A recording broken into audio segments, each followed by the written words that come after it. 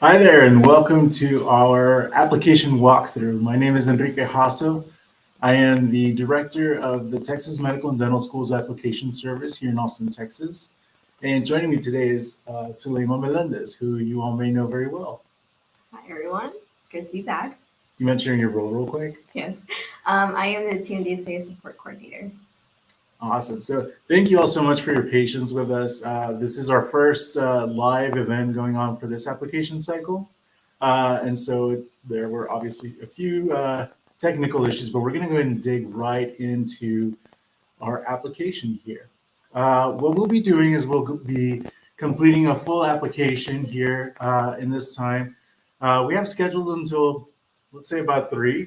But what we'll be doing is we'll start going section by section. We have a few things to share with you all. And before we move on to the next section, we'll actually be referring to the chat if you have any questions for us. So if you do have any questions, please feel free to use the chat. I can tell that there have been a few folks already collecting some info. There's some folks from RGV. There's some non-trads. There's some out-of-state students. So why don't you all let us know that the chat is working by letting us know from where you're watching us. So if you're in Texas, give us a shout out for your home city. And if you're out of state, let us know. We're very curious to see who is joining us today. And in the meantime, we're going to go ahead and open up our application. So here we are logged into the application. This is a test application that I've created and have had for several cycles now. So all I had to do was log in and go ahead and start my application for 2024. And so what you'll see here is that I've already gotten started with a few sections. As a re-applicant, several sections would have rolled over, but we're going to start from the top, where here we are on our home page. One of the things I want you all to orient yourselves with on the home page is that we have several announcements that come up, one of which was promoting this step-by-step walkthrough of the application. We also have links to several important resources like the applicant guide, the TMDSAS office hours, and Inside Health Education newsroom. And also a quick notice that transcripts should not be submitted to TMDSAS until they are requested. From here, you would actually get started by going into the right-hand side, and you can actually click on Application Guide, and it will take you back to the TMDSAS website where you can do our applicant guide. And this is going to give us a weird setup because it's live and we're live as well. The next section on the application is going to be our applicant user agreement. There are several statements that you'll need to agree to.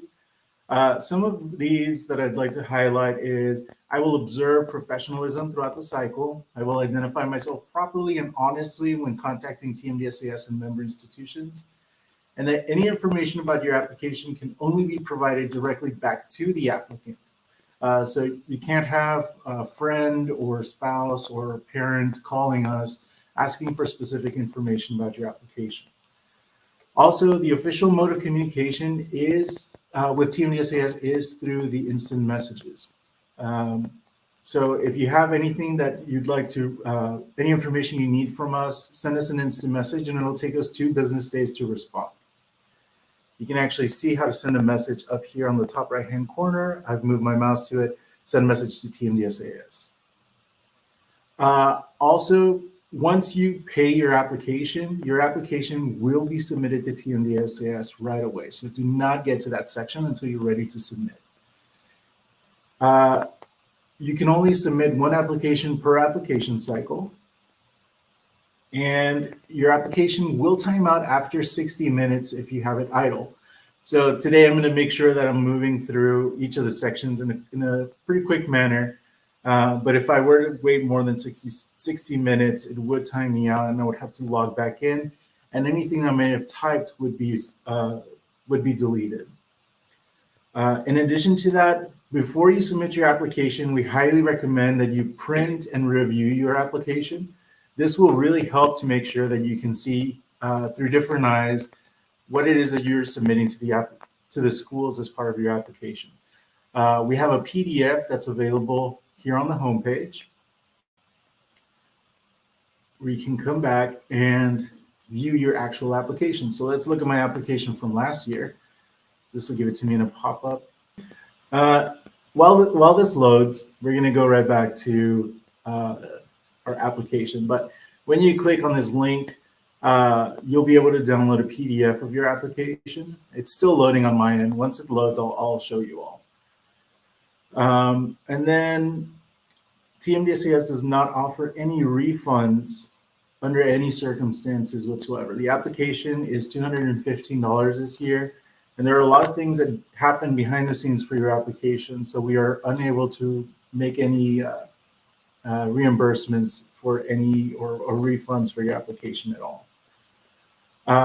Some things that we want you all to be aware of is that TMDSAS will process your application without letters of evaluation and test scores, and we will send those out to the schools without those items. Once you have those available, you can release them to TMDSAS. For letters of evaluation, it'll take us up to 10 business days to process your application or to process your letters of evaluation. And it'll take us about 36 hours to process and release your test scores. For transcripts, these should not be released to TMDSAS until they have been requested. And so what that means is that unless TMDSAS sends you a message that says, please submit your transcripts, do not submit them. Here are the only instances where you would submit your transcripts. One is if you're a graduate student who does not receive grades until after June 1st. Two is if you attend a school that follows a quarter system, and in which case your winter grades will be required. If you are taking study abroad coursework, and grades will not be available until after June 1st. And also if you're submitting an application to a special program, such as an early decision program, JAMP, or something along those lines. If you have elected to follow academic fresh start provision, or if you've completed foreign coursework, those transcripts will be submitted once your spring 2023 grades are available. All right, so we're going to come right back to you all and see if you have any questions about this section. We did have a question, will this be recorded? Yes, this is going to be recorded, and we're actually going to bookmark this so you're able to go through each section. The earliest date to submit your application will be May 15th, and that is the first day anybody can submit a TMDSAS application. The price of $215 is a flat rate application fee, regardless of whether you apply to one TMDSAS school or all 21 schools. Will our application be processed without Casper scores? Can we receive secondaries before completing Casper? Yes, you can submit your application, your TMDSAS application without Casper scores.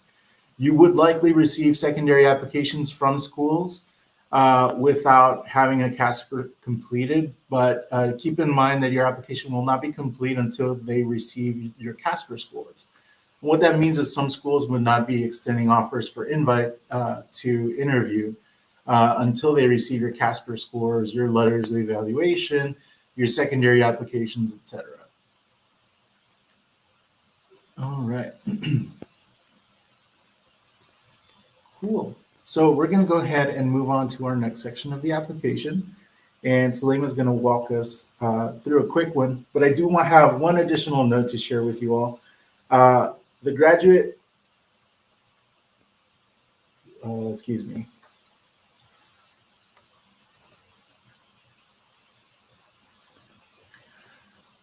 I'm sorry, I misspoke here when we were talking about transcripts. If you're a graduate student who has not received grades until after June 1st, then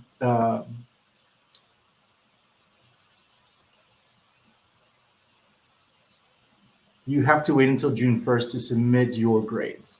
My apologies for that misspeak on my part. So if you are a grad student who will not receive grades until after June 1st, if you attend a school that follows a quarter system, your winter grades must be accepted, and your study abroad coursework and grades that are not submitted until June 1st, that's the earliest that you would be able to submit your application. these grades have to be entered in your application prior to being able to submit. If you submit your application prior to those grades, being available, our team will have to send your application back to you, and then it would go to the end of the queue in order to be able to process. So this is a huge way to make sure that you can avoid application processing delays. Also, just to clarify, because I did mix these up earlier, my apologies. Transcripts should not be submitted until they're requested by TMDSAS unless you're applying to a special program with an expedited deadline, such as Early Decision Program or JAMP, if you have academic fresh start, coursework, or if you have completed foreign coursework, then you can submit your transcripts, but only once your spring 2023 grades are available. Any transcript with spring 2023 grades and coursework entered in the application will have to be unsubmitted and sent back to you. And that means that your application would then go back to the end of the queue in order to be able to have your application processed and sent out to the schools.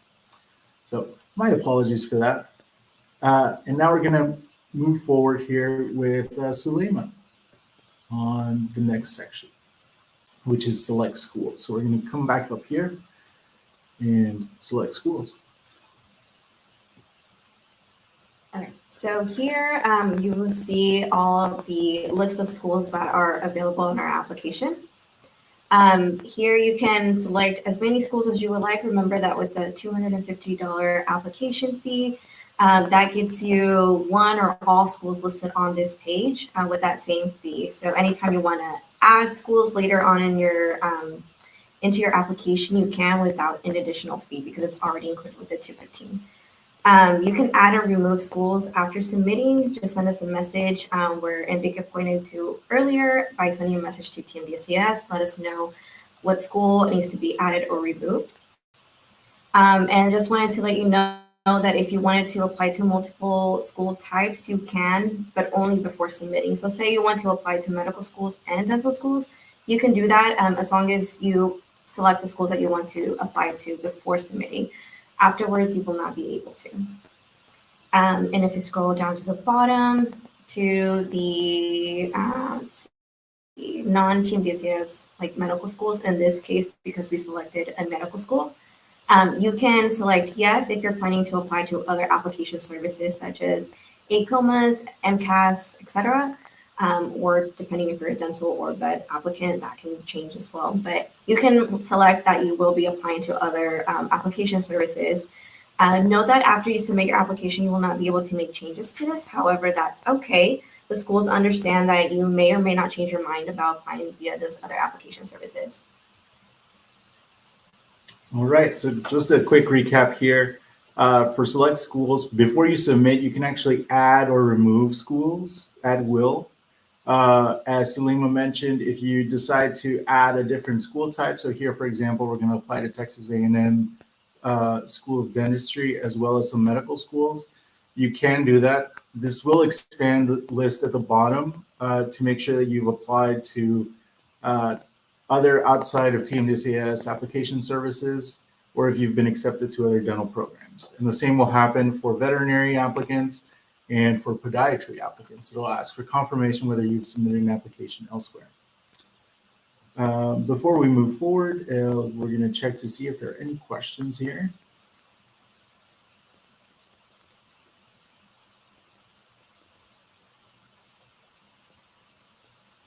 My computer's taking a minute to think here.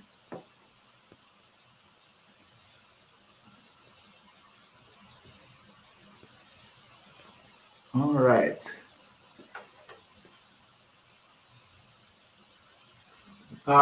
Luis asked, can we submit our application as early as the 15th? Yes, you can. That is the first day when you can submit your application.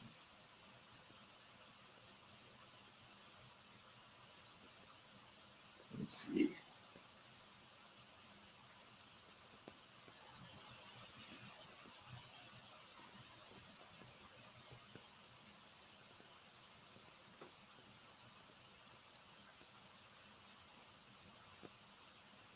Trying to feature these questions. There we go. Can we replace the recommendation letter after submitting the application? In short, yes, you can, and we'll get to that when we reach the letters of evaluation section. If you previously applied through JAMP, should you log in or create a new account?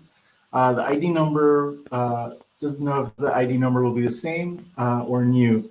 Ali, that's a great question. If you're a JAMP student or if you've previously applied to TMDSAS in a different application cycle, you should actually use the same login.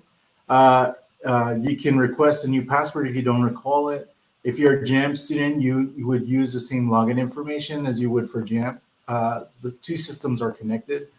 And so that's how you would move forward with submitting an application. As a result, some of the sections will actually roll forward from the previous application to the new one. So this is something that would apply to our re-applicants as well.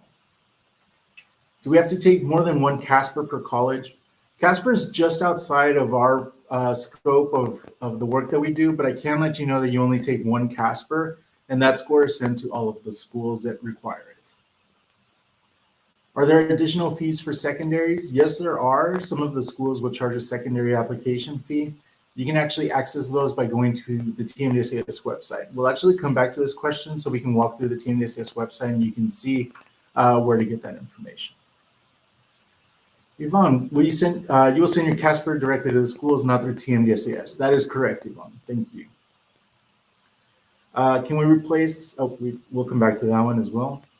Ray, will messages in the internal messaging system be forwarded to our emails?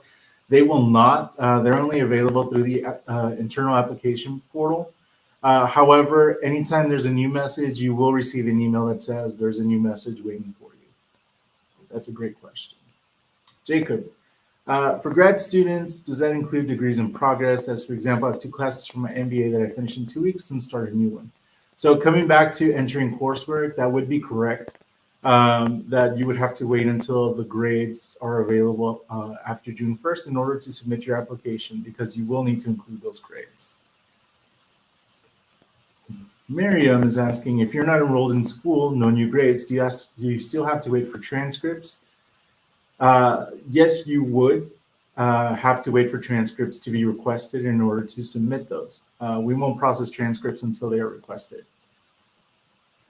Neha is asking, should dual credit courses taken in high school be entered from a separate institution? We'll get to that section once we reach the coursework section of the application walkthrough.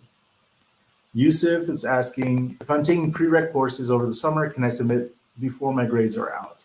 Yes, but you would have to make sure that your spring 2023 grades are available and entered into your application. What if we have prereq courses this summer? Do you have to wait to submit? No, you don't. You just have to make sure that your spring 2023 grades are on your application. Can I submit an application without an MCAT score? Yes, you can submit an application without an MCAT score. And as we mentioned earlier, that means that within 36 hours when you release your scores, we make them available to the schools. So a great tool that we share with a lot of applicants is taking a look at the timeline. It takes our team about 4 weeks to process applications and send them out to the schools. It takes the exact same 4 weeks for an MCAT score to become available from the time that you test it to the date that the scores are available. So what you can do is actually overlap that time that you're just sitting there waiting for processing and for your scores to come out, and then release your scores, which would mean that on the school's end, they see your application on Monday, you get your test scores on Monday. By Wednesday, your application is complete and you have your test scores and your complete application at the school. All right. Will this be saved to watch later? I think that's a feature on YouTube, so you would have to save it to your watch later, but it's definitely going to be, the recording is definitely available for you to watch. If I'm taking a prerequisite this summer, do I have to wait for grades? No, again, you only have to wait for your spring 2023 grades. This live video will be available on our YouTube channel. If we're currently retaking the MCAT, will the schools receive a new one if we take during the cycle? Yes.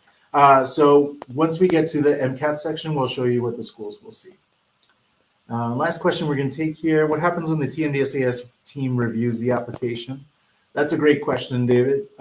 Essentially, what our team will do is we'll look over each one of these sections of the application to make sure that everything is entered correctly. Two big parts of the processing team's duties have to do with coursework and residency confirmation. And we'll get to those sections shortly. But you'll see why it takes us quite a while to be able to get those applicants or those applications out to the schools. There's a lot that we do behind the scenes to get your applications prepared, get your GPAs calculated, and all of that. When does TMDSAS usually reach out for transcripts? Typically, it's if you're a dental or medical or podiatry applicant, it's when you receive an offer of acceptance. If you're a veterinary applicant, it's when you receive an interview invitation.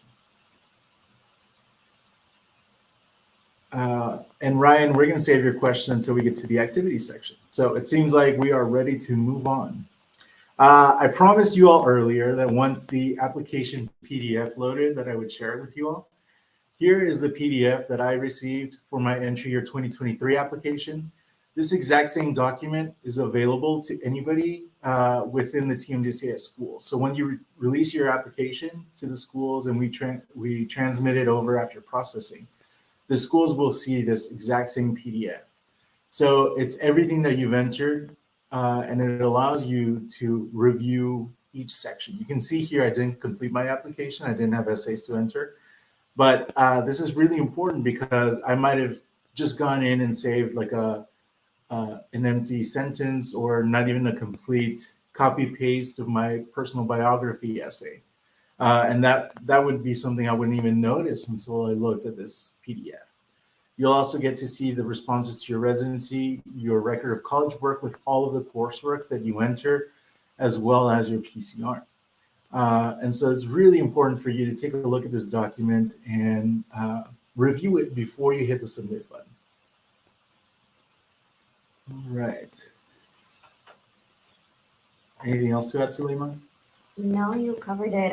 These are all great questions that we got asked in the chat. And again, I just wanted to reiterate the transcripts part. So the transcripts, again, you will receive that request to send those in for dental, medical, and podiatry applicants if you have been accepted, and veterinary applicants if you have been interviewed. You receive that interview invitation. That's whenever you will receive that transcript request to send those into TMDSAS. So if you think about it, you actually don't even have to worry about this until later in the fall, closer to the end of the fall term. Unless you're one of those exceptions that Enrique mentioned earlier, such as an expedited timeline or deadline, like for example, applying to early decision programs, JAMP, or academic fresh start. That's the only exceptions to the rule that I just mentioned. So otherwise, in most cases, most applicants will fall under the wait until you receive that transcript request. And if you send in your transcripts beforehand to get ahead, it's actually not that great to do that, just because our team won't keep them on file, and so you'll have to resend those again. So just save your time and money, and don't worry about transcripts until later in the fall, until later you know if you've been accepted or if you've received an interview invitation. Great advice. And even more coming from Suleyman now that we're hitting the application history. Yes, so for this application history, I just wanted to emphasize that you must follow all question prompts. So depending on how you answer these questions, the system will generate additional questions to look out for. And so for here, it's the first two questions are asking if you've applied to TMDSAS schools in the past, if your application was withdrawn while the status was TMDSAS processing, you will or not considered a reapplicant, and therefore you can select no. Otherwise, if your application was transmitted to the schools, and this means this application was sent to a school, a TMDSAS school, then you would select yes. Upon selecting yes, you would then indicate which schools you applied to in the past and what entry year. So let's say this was for 2023, this past cycle, you add it, it then goes into the table. You want to answer the question as well. Are you a current full-time student, yes or no? And I want to have you guys, well, if you select no, it'll ask you what activities or experiences you've been involved with. For reapplicants, I would like for you guys to pay extra close attention to these sections, because this is what the schools will be looking at to see what you have done to improve your application from the previous cycle. It's super important because here you can put a lot of information that lets them know that you've been actively working on that new application, and this is going to be better than the last one. Can I interject something? Yeah, go ahead. Yeah, so if you're not currently a full-time student, it is asking you which activities you're involved in. This is not a place for you to go in and try to enter all of the activities that you're doing, but rather saying, I'm not a full-time student, but I'm currently working full-time and I'm also shadowing a physician for 20 hours a week.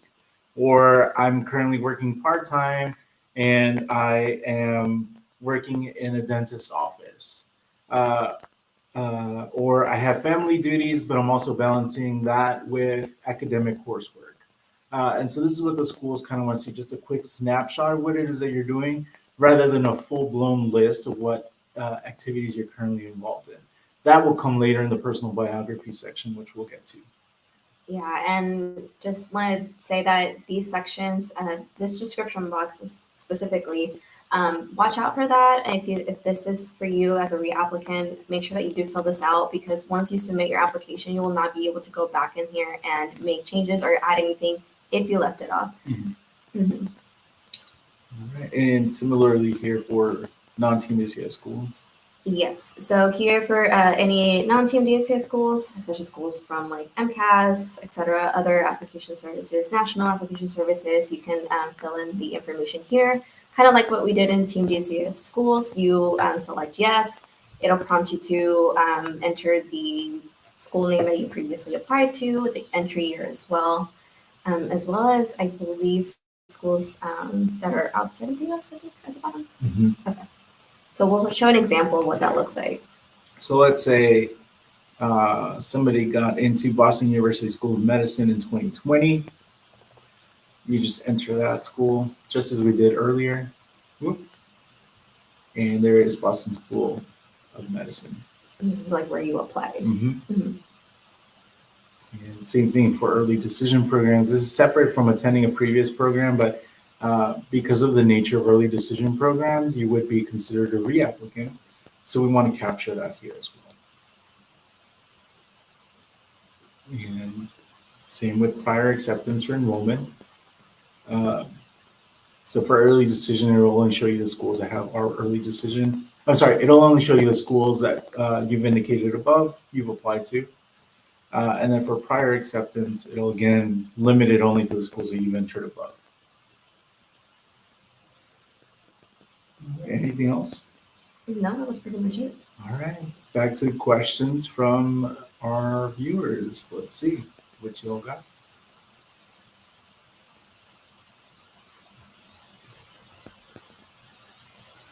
Oh, it's taking a minute. Sorry about that. All right. All right. It looks like there are some questions that have come in. Isa asked a great question here. Let's get it on the screen.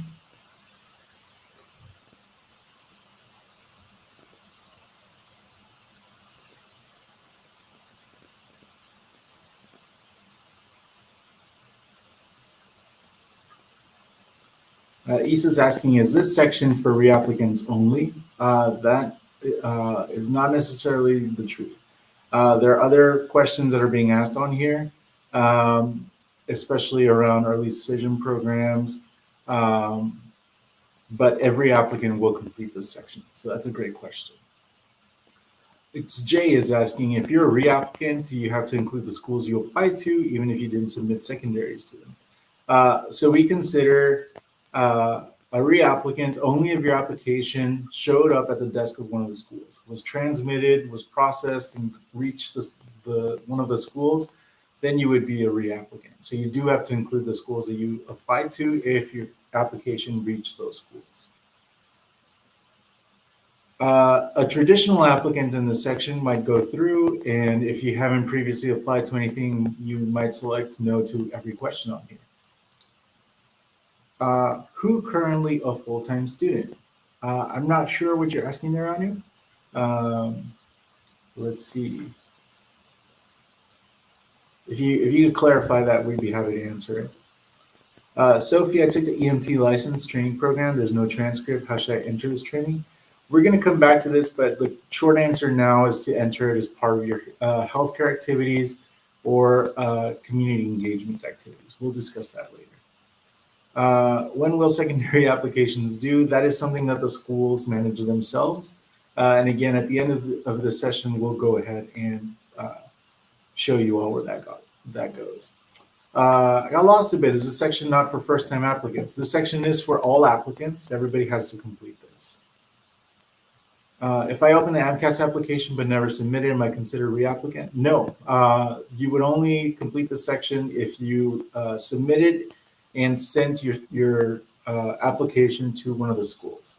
If the school received your application, you would be considered a previous applicant. If you only opened it up to just test the water, see what MCAS looks like, then you would not have to disclose that here. Do we leave those blank if you're a first-time applicant? No, you would actually just select no, save the section, and move on to the next section, which is exactly what we're going to do here. So I'm going to come right back up. We're going to select no to all of these questions. It'll remove our previous responses.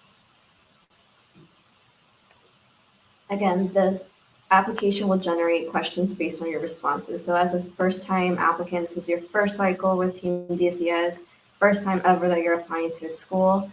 Your answer choices will likely be no to the first two questions, and then you can move on, save and continue. Mm-hmm. But if you're a re-applicant or you have applied like in the past or etc., then yes, you would have to go through these, select yes through these questions, and it'll pop up the additional questions for you. Exactly. So we're going to go ahead and save and continue, and it'll take us on to the next section. And here is our demographic section. So you'll just fill out your information. I'm sorry, contact. Contact. Contact is where we were going. This looked a lot like the contact page. Yeah. Contact info. There we go. Okay, so you'll just fill it out all the way down. For the email, just know that this is going to be your username whenever you log into the TMDSAS account. If you need to make changes to your email, you cannot make it here, but you will need to go through that link where it says My Account. You'll actually need to go into your account page and make the change there. Mm-hmm. Once you make the change there, your new email address will be the username that you'll be using. And if your application has been transmitted to the schools, I would just double check with the schools to make sure that you didn't miss anything.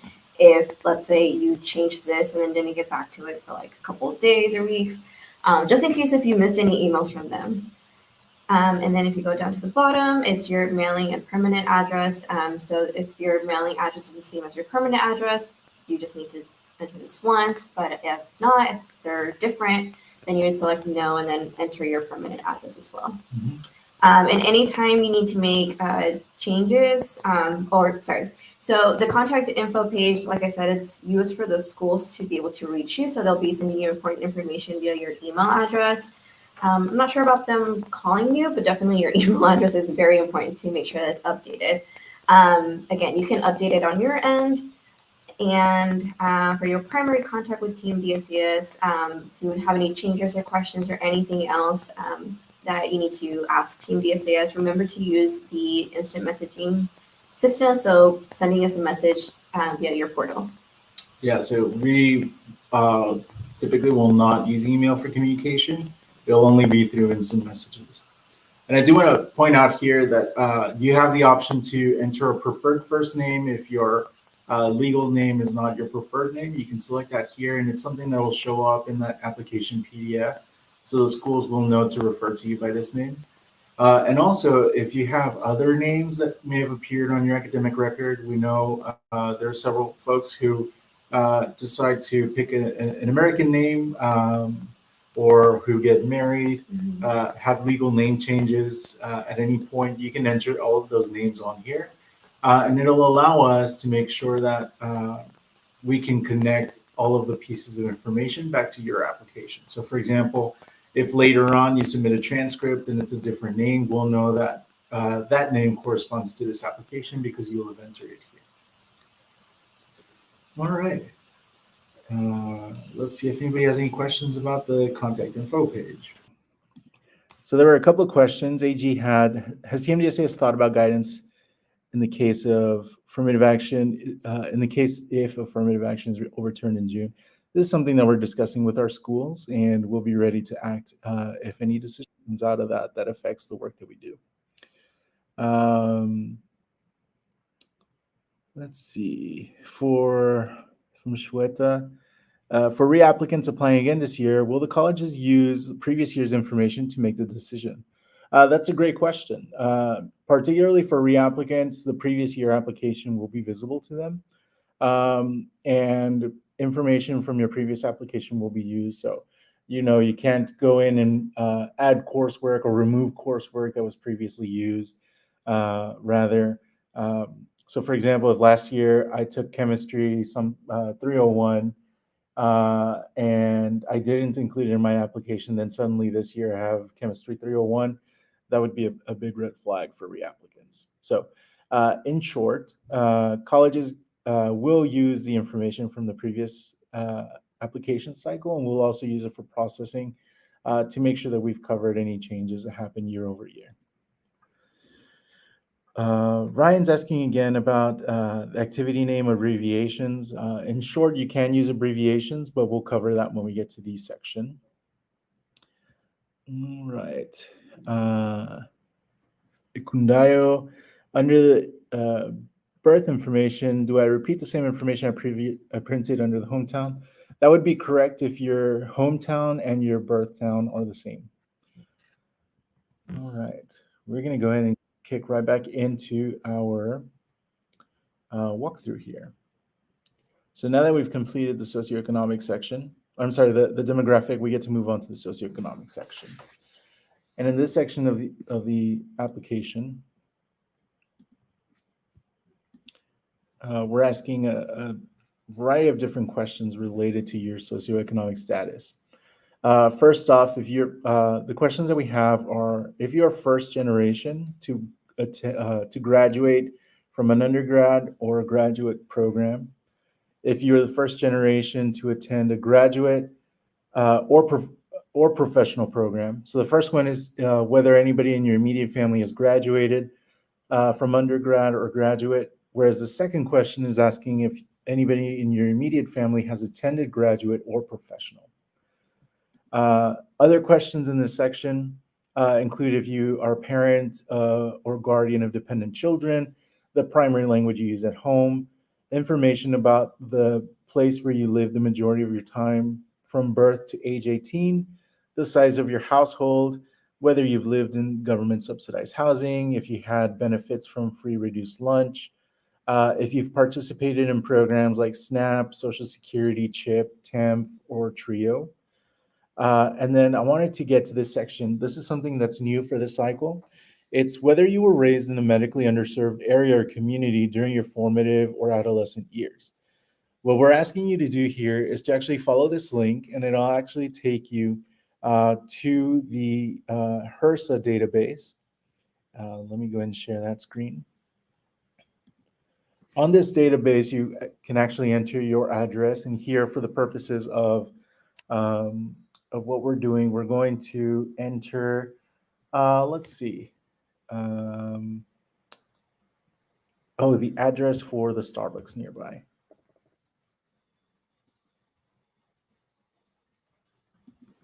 So the Starbucks nearby is on 6th Street.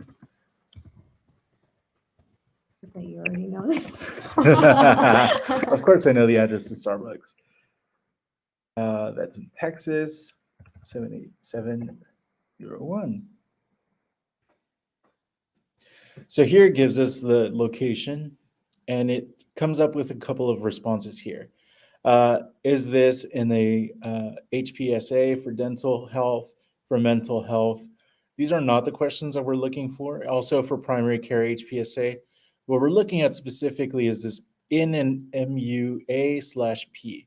This is a medically underserved area or population. And in this case, that would be a yes. So I would come back to the TMDSAS application. And now that I've confirmed, I would say yes, medically underserved. Additional questions in this section are whether you were in foster care, and there's a 600-character text box here that asks you to share any insights into how you may have been disadvantaged as an applicant, whether through material hardship or deprivation, unemployment, food insecurity, housing instability, inadequate pre-literacy experiences, or inadequate after-school enrichment opportunities. And these are important for us because we want to make sure that we're being equitable for applicants who have had significant adversities in reaching this pathway. I'm sure everybody here can agree this is not an easy pathway for anybody to follow, but several folks have had additional obstacles in their way. And so this is an opportunity to discuss those in further detail. All right, let's come back to any questions. Can we check more than one race? What if you're multiracial? Yes, you can check more than one race in the demographic section, Holly. For V, do we have to do that for underserved area in another country? Unfortunately, this database is only for United States addresses. So if you have a hometown in a different country, then you would have to select no to that question.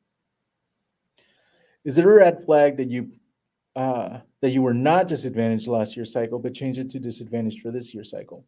It's not necessarily a red flag, and this would actually be an opportunity to use this text box to talk about hardships that you may have experienced. Really, what we're looking for here is the environment where you grew up in, but not necessarily the environment that you're currently in. So if you're talking about your situation from last year to this year, you wouldn't necessarily include that. But since we do have additional information to ask this cycle, this would be an opportunity to share that. What if you were raised in an area that's considered medically underserved when you lived there, but is no longer considered medically underserved? I would go ahead and enter medically underserved in that area and then expand a little bit further in this section for the formative years and kind of discuss the environment that you grew up in and why you would believe that and kind of a short justification as to why you selected medically underserved for when you actually lived in that area. For the majority of life question from birth through age 18, what if it's exactly half and half of the foreign country, which one should we put? You should put the one that you closely identify with or where you may have spent the most time in. So if it's half and half, then you might select the half where you lived in the United States and then enter the information for that. Is it bad to write about your disadvantage reasoning in that paragraph if you wrote a personal statement about similar things? It's not. This is only 600 characters, whereas your personal statement is several thousand. So if you allude to it here, it won't adversely affect you. Where would we include significant medical health disadvantages? This is the short answer box you showed or somewhere else. You could actually enter health or medical disadvantages in this section if they were part of your formative or adolescent years.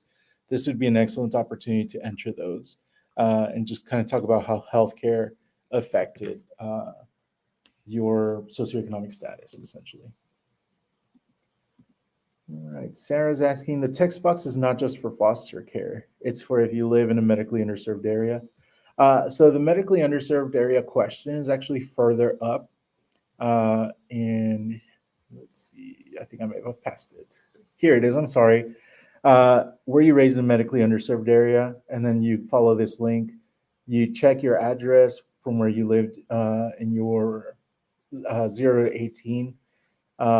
Or where you live the majority of the time, and identify whether it's MUA/P, medically underserved area/population. This text box is actually different from the foster care because we're asking some additional questions regarding any specific hardships that somebody may have endured. All right, once the character limit is reached, does it automatically submit? It does not. You would still have to hit the save and continue button. What about cases of separated parents, like if we experience disadvantages with one but not the other? I would include some discussion about that in this text box, Maddie. Anu, if the race you belong to are overrepresented in the medical field, it's better not to disclose or still mention it. You should definitely mention it, but again, this section is completely voluntary. back in the demographics section.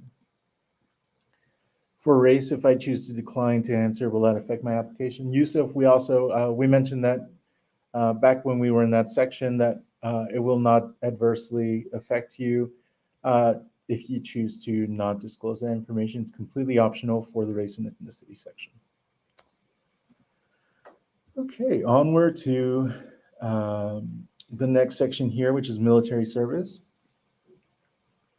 In this section, you'll actually have the opportunity to enter any military service that you may have performed, if you're currently enlisted or not. We're also asking if you intend to remain enlisted while you're in college, while you're in medical, dental, veterinary, podiatry school. You have a drop down of the branch of service, the date that you entered, the highest grade or rank that you've achieved, your reserve status, and you also get 1,000 characters to discuss how your military experience has helped you for a career as a healthcare provider. There are several military service people who undergo several trainings and different situations in their service that would be really helpful for their career in healthcare. So this is a great opportunity for you to share that, but this is completely optional. In addition to that, you are able to upload your military transcript. This is also optional, and this is just something for our member institutions to get a little bit more information as to your experience in the armed services. In the parent legal guardian section, I'm sorry, let's come back to see if there are any questions about military service.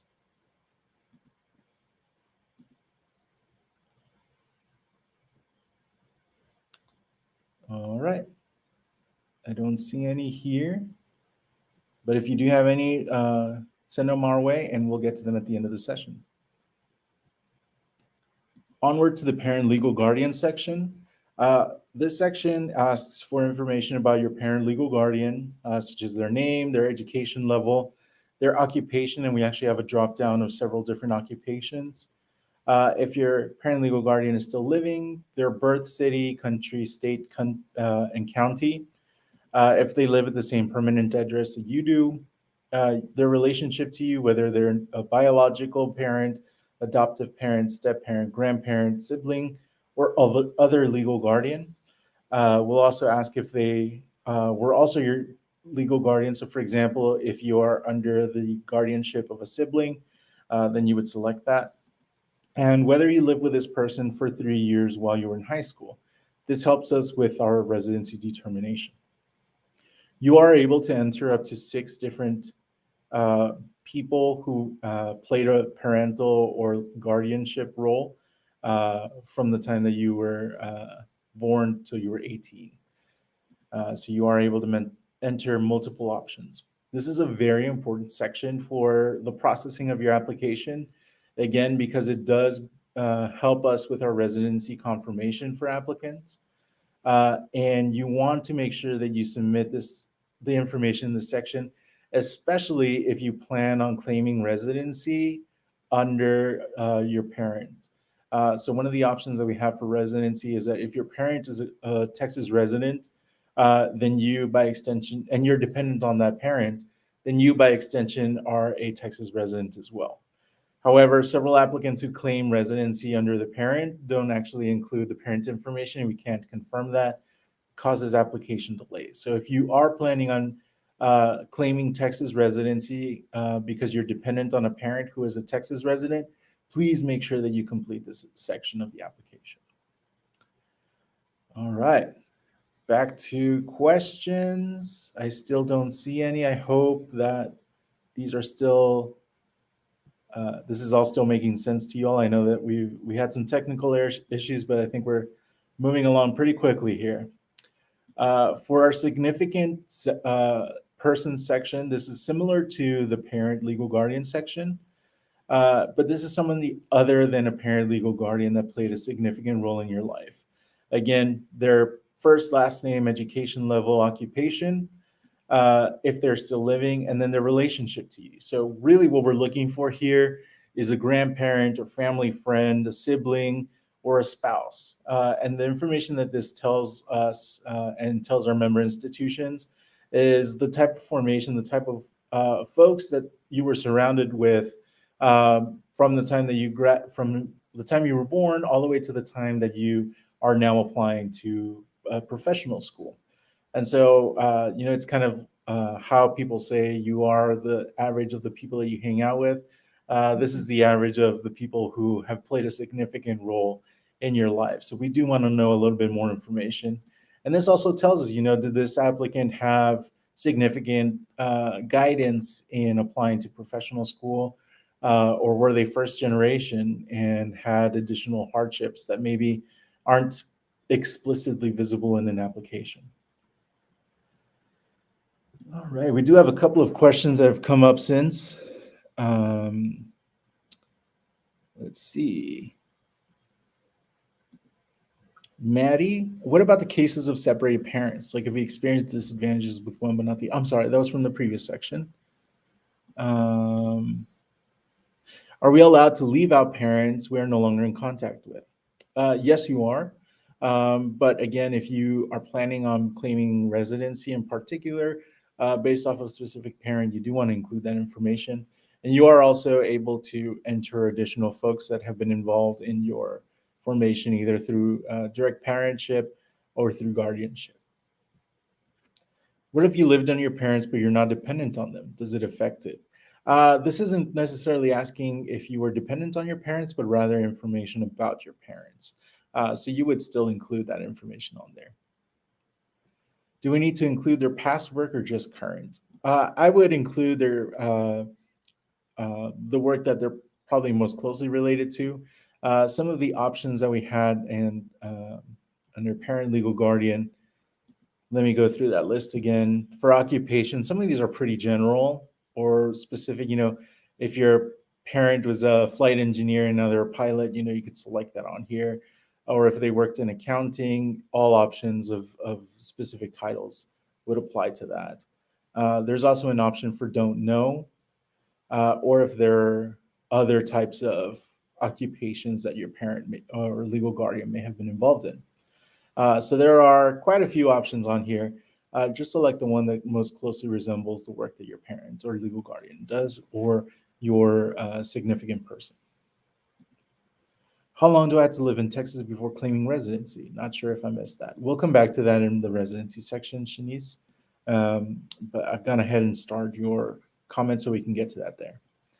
Can a significant person be a partner that we are not married to? Yes, they can. And in fact, in the significant person section, I missed it. Here it is. You are able to list relationship. We only have these, but if there's somebody that you are partnered with but aren't necessarily married, I would just select them as family friend. I know that's not the best definition of it, but if you do want to include them, that would be the best option available to you. Okay, moving forward to the financial section here. This is a section that actually allows you to identify the different sources for your income as a student rather. So we want to find out how many folks are, or how many different sources of income are contributing to your education. So here we have a division of family, support from a spouse, academic scholarships, financial need-based scholarships, loans, jobs or employment, or other sources. If you do have grants, we would recommend that you either list them under academic scholarships or financial need-based scholarships based off of the nature of the grant, or if you don't feel that scholarship appropriately reflects what that grant is, you could include it as other source as well. All of the information that you're entering here is based off of percentage. So for example, I might say that my family is providing 80%. I don't have a spouse. Academic scholarships provide 15%.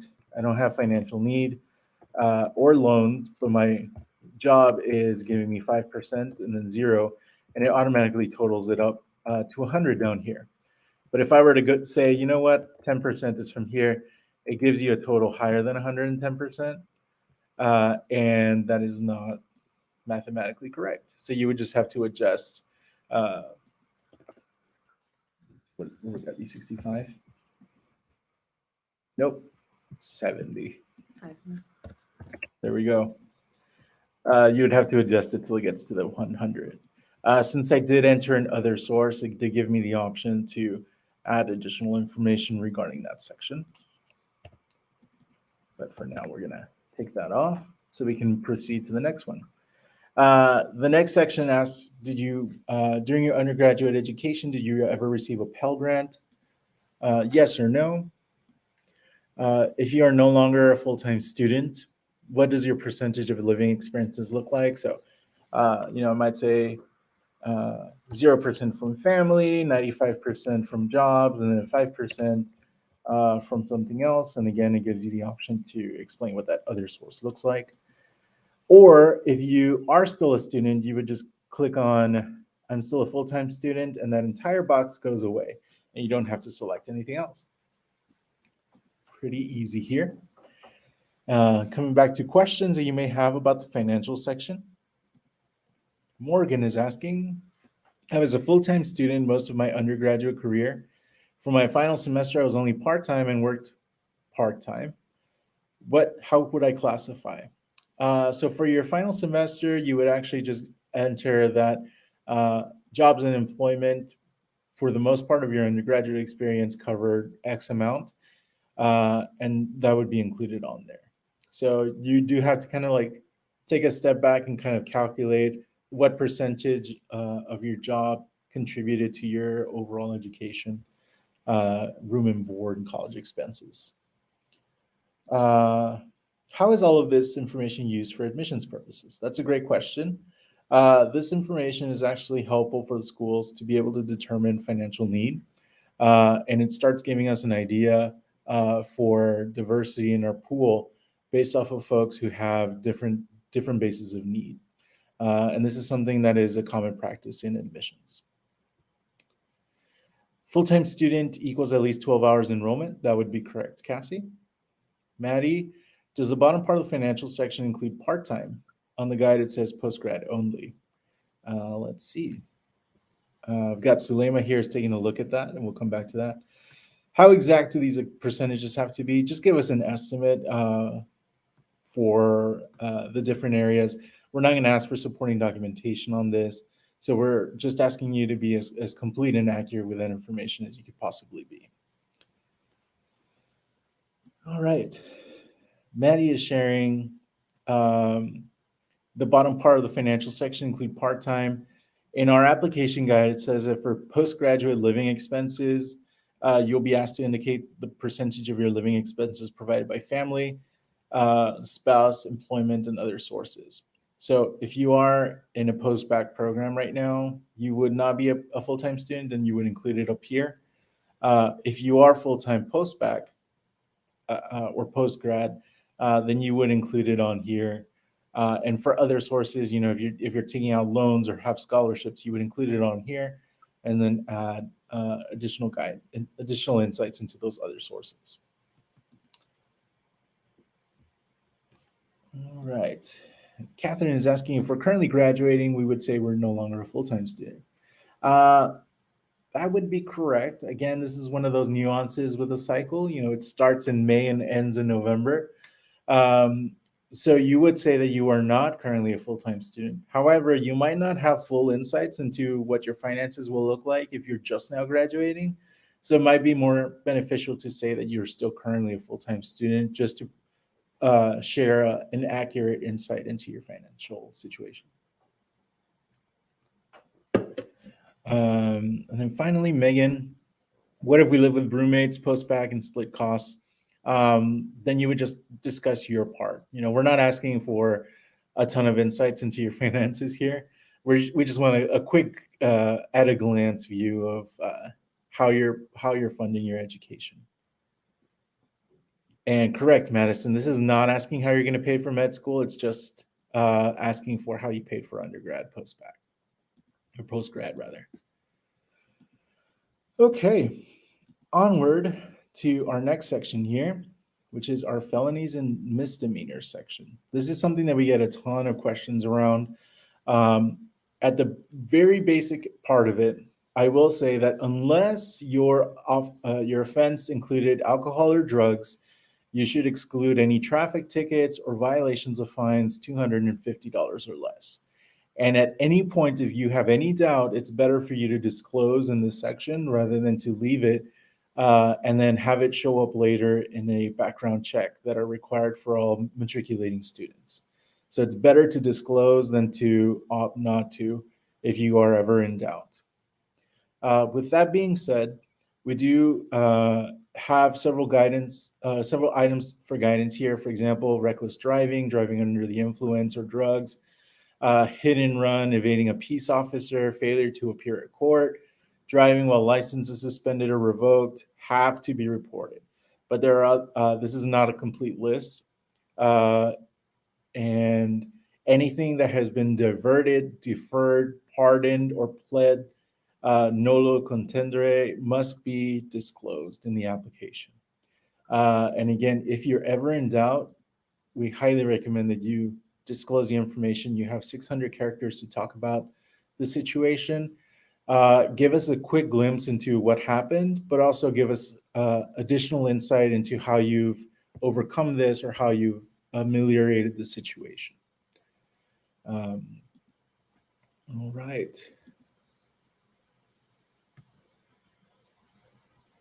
Back to it. We have a question here from AG. I have an IA on campus where I got ticketed with misdemeanor. My charge was dismissed and expunged. Should I include it? I don't want it to seem like I'm hiding, but the guide says otherwise.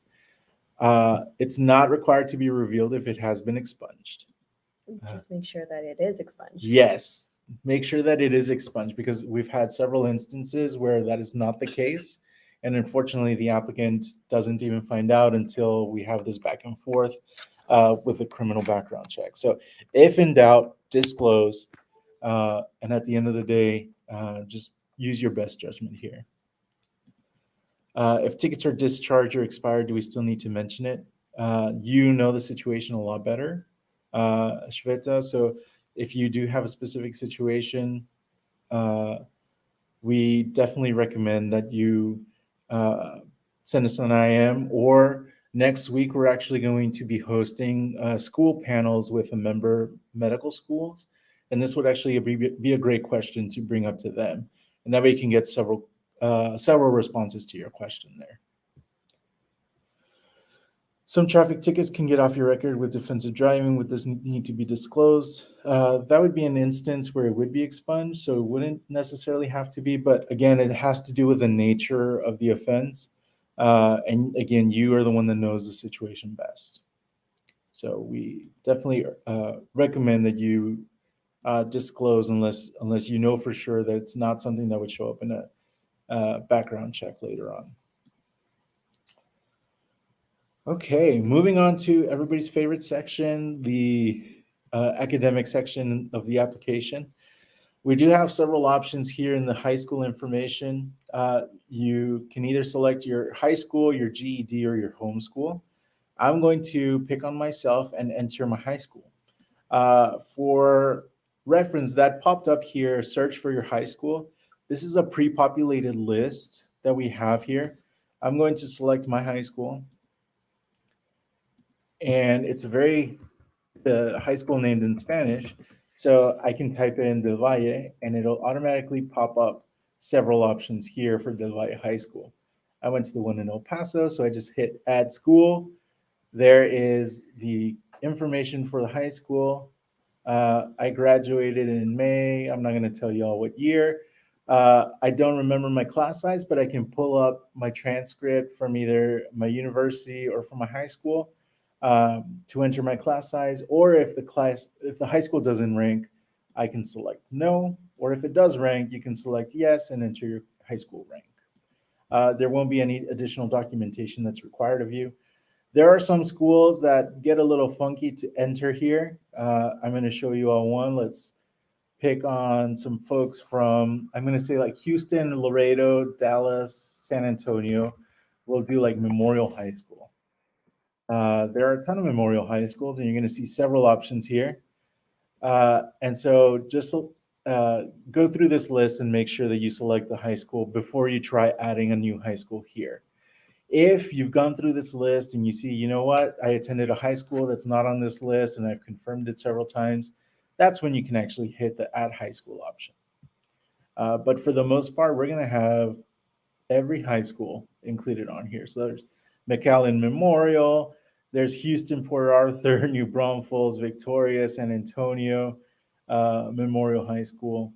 So there are several options available to you here. If you completed a GED program, your high school name would be GED and it's automatically populated on here.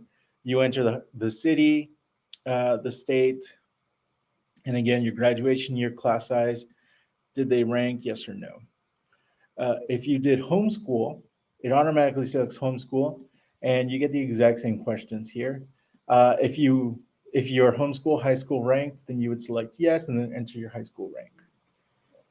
So that's essentially how the high school information will be entered, and that's the only thing we'll ask of you from your high school.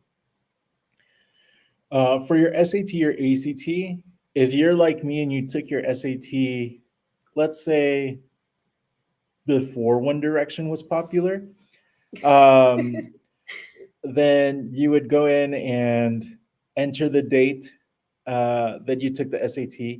But I don't recall my scores. And by this point, my SAT scores are no longer available. We recommend that you take a look at your high school transcript, that you reach out to the college board for the SAT scores or the ACT test providers for their scores. If you did the ACT, do everything that you can to make sure that you get those scores. But if you are not able to obtain your scores, you can actually certify down here that you're not able to obtain your score from a high school transcript or through the test provider, and just move along in your application. This is helpful for us just to determine whether or not folks are taking the SAT, ACT. If you did take the SAT or ACT and you have the score, share it with us. Again, it's not something that is going to hurt you or help you outright. Remember that the schools use holistic review. So all of this is included in kind of telling an overall story to what it is that you're doing. Right. Finally, in the SAT section, we have, if you do have the SAT and you took it within the past 5 years, we are going to ask a couple of additional sections. You have evidence-based reading and writing, math, and analysis and science. Your analysis and science score is actually one of the subsections included in the SAT. If, like me, you took the SAT back in the beginning of time, it automatically changes to back when the SAT was 2400 scale. And if you have any specific questions about how to enter your SAT score, say, for most of you, you would have taken the SAT 2020 or 2019, you can actually refer to the application guide, and we have a sample test score report that you can use to kind of pull the specific grades or test scores to upload here. All right, we're going to take a look at some of the questions that we have about SAT, ACT in high school. Let's see. Tin is asking, my school does plus minus, and I heard that Texas schools don't take it. So if it's A plus, it's just A in the record. In short, yes, we'll come back to that section when we get to the coursework section. What happens when I don't recall class size or rank? I made an estimated guess, but our high school didn't provide a final transcript. You could sometimes reach out to your high school registrar and they can just provide you a quick record of that, or just give us a response that you feel is as accurate as possible with the resources available to you. Monica, if our high school doesn't exist anymore, then what should we do? Again, we don't request any specific information from your high school. We just want you to enter some information about it. So it won't matter if the high school exists or doesn't anymore. I know a lot of high schools have changed names since or have been completely gutted and rebuilt. What if we graduate high school abroad? I believe we do have options for entering high schools from different countries. So here I'm going to pick on Again, I grew up in El Paso, so I know some high schools from Mexico.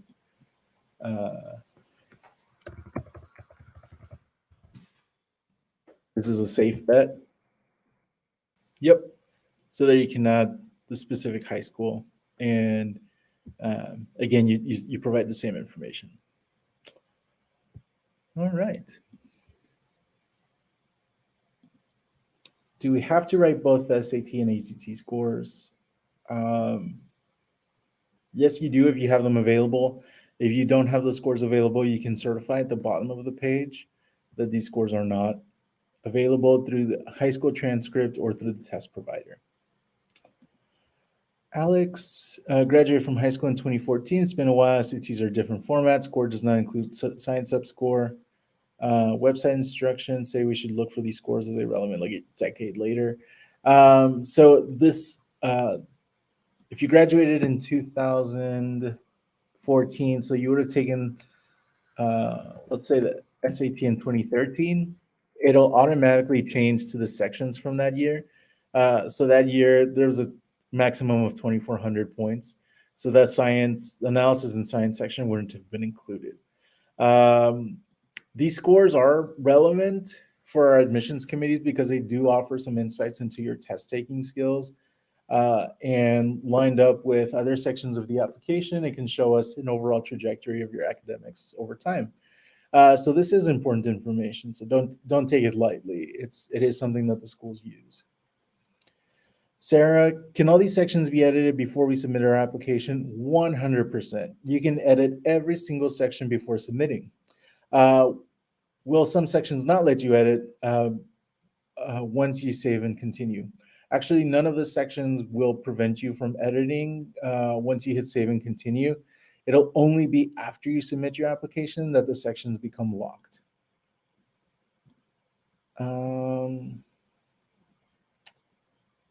Argentarum, I mentioned this earlier, but some test years didn't include analysis in science. That score wasn't available until 2016. So if you took the SAT in a different year, then you definitely would be able to only select the scores from the year that you took the SAT. JR, hello from Del Valle High School in El Paso. Oh man, wide reaching. Go Conquistadores. All right. Christian, I looked at my college transcript and did not find the ACT score. Where could I find it? In the certification statement that we have below, we ask you to look for it in your high school transcript or through the test provider. If both of those options are exhausted, then you can just certify that you weren't able to obtain the scores and move along in your application. This will be uploaded later, right? I want to rewatch. It will be available to you immediately after we're done with the session. And we're also going to cut out a couple of bookmarks and shorter videos from this same session to make sure that you have all the guidance that you need. Did you go over how to print the application before submitting? Yeah, we did do that a little bit earlier, V. I believe it was after we went over the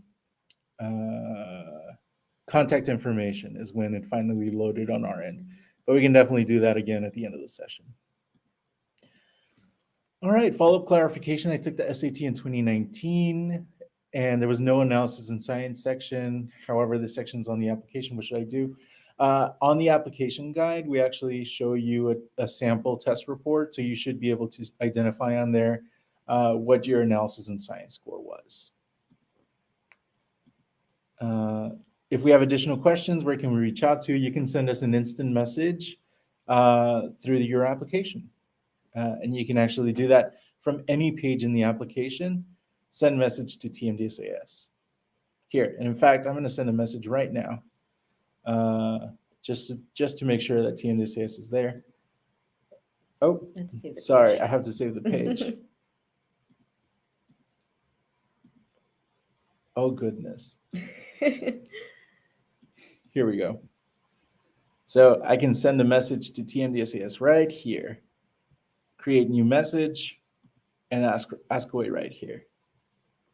And you can categorize your question, enter a subject, the body, and then hit submit.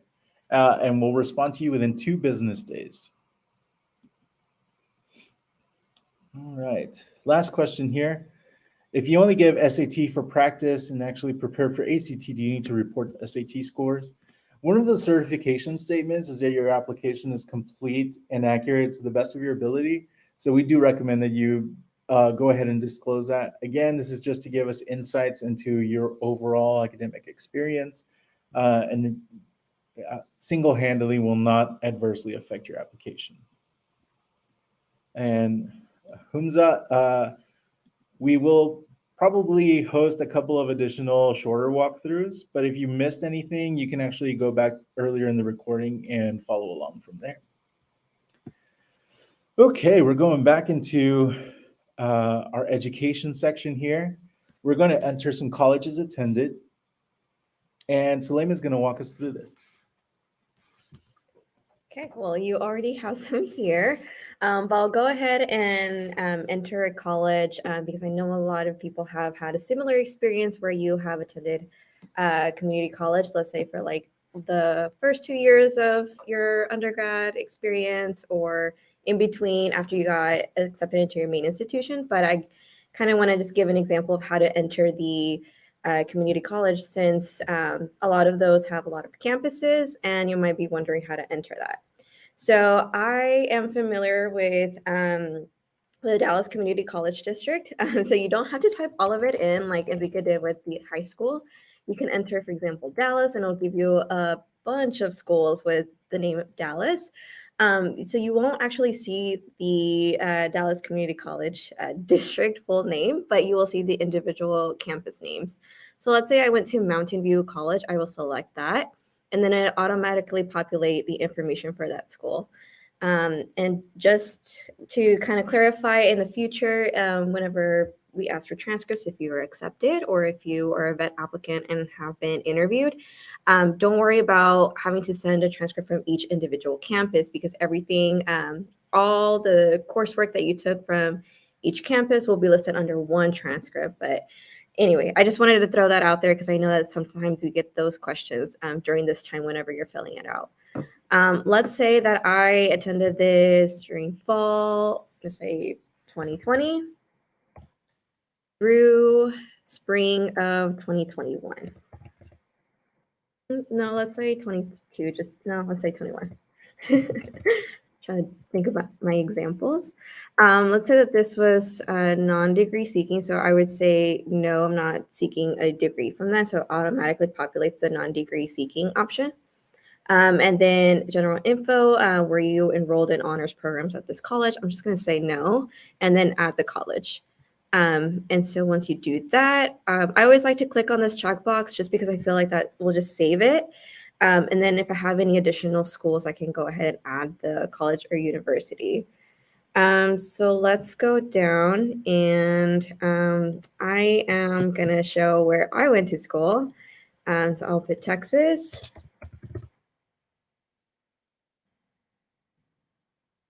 And I went to University of North Texas. So I am going to say I went from fall 2019 through spring 2023. And so I do plan on receiving a degree from this institution. So I would select yes. My degree program will be, here are a couple of options. I'm just going to say for purposes of the application, Bachelor's of Science, which I was not, but we'll go ahead and select that.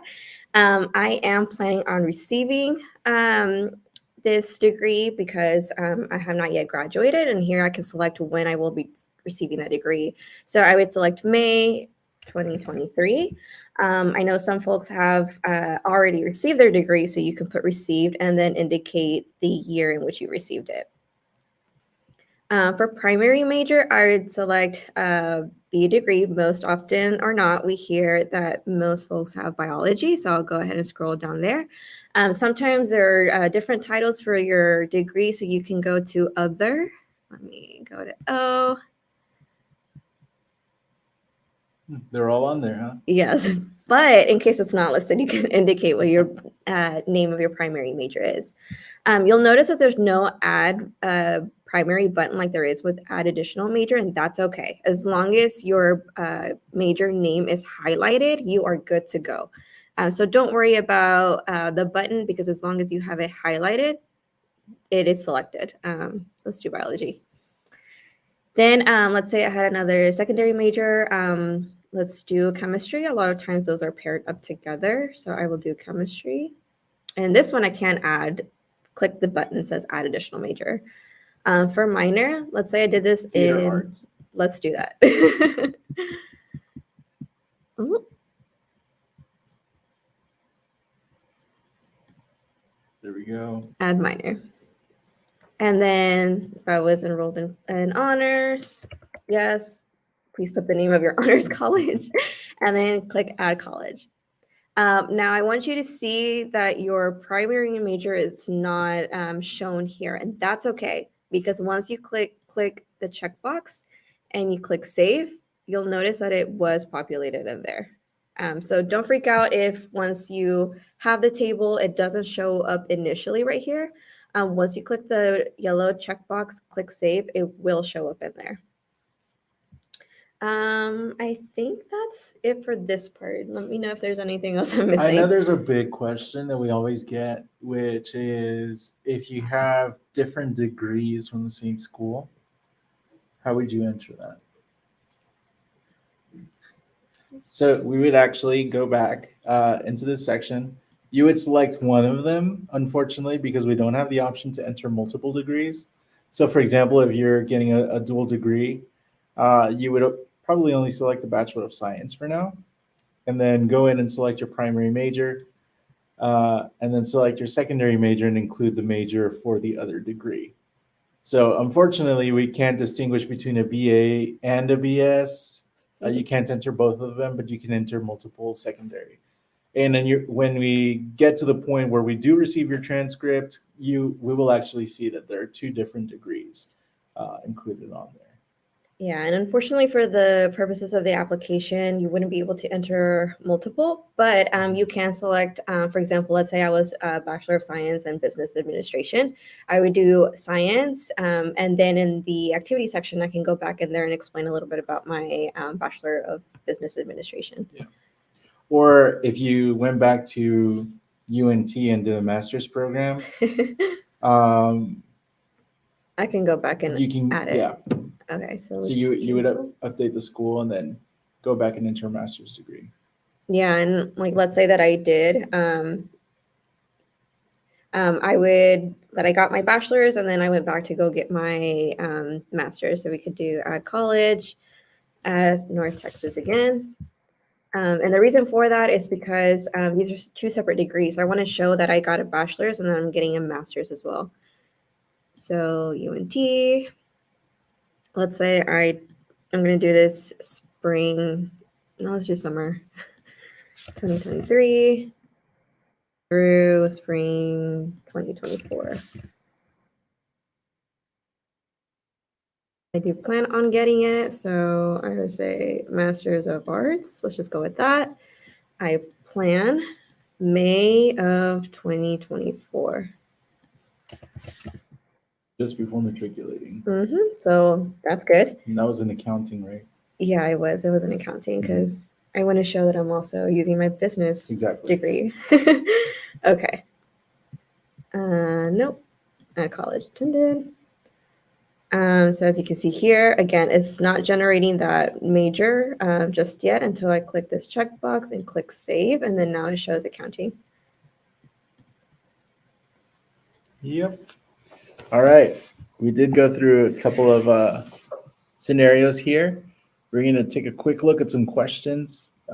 Really important question here. Go mean green. Woo! For high school dual credit, you enter your courses. On here, you would actually enter the community college or the university that granted those credits. So it's always going to be the school that grants the credits.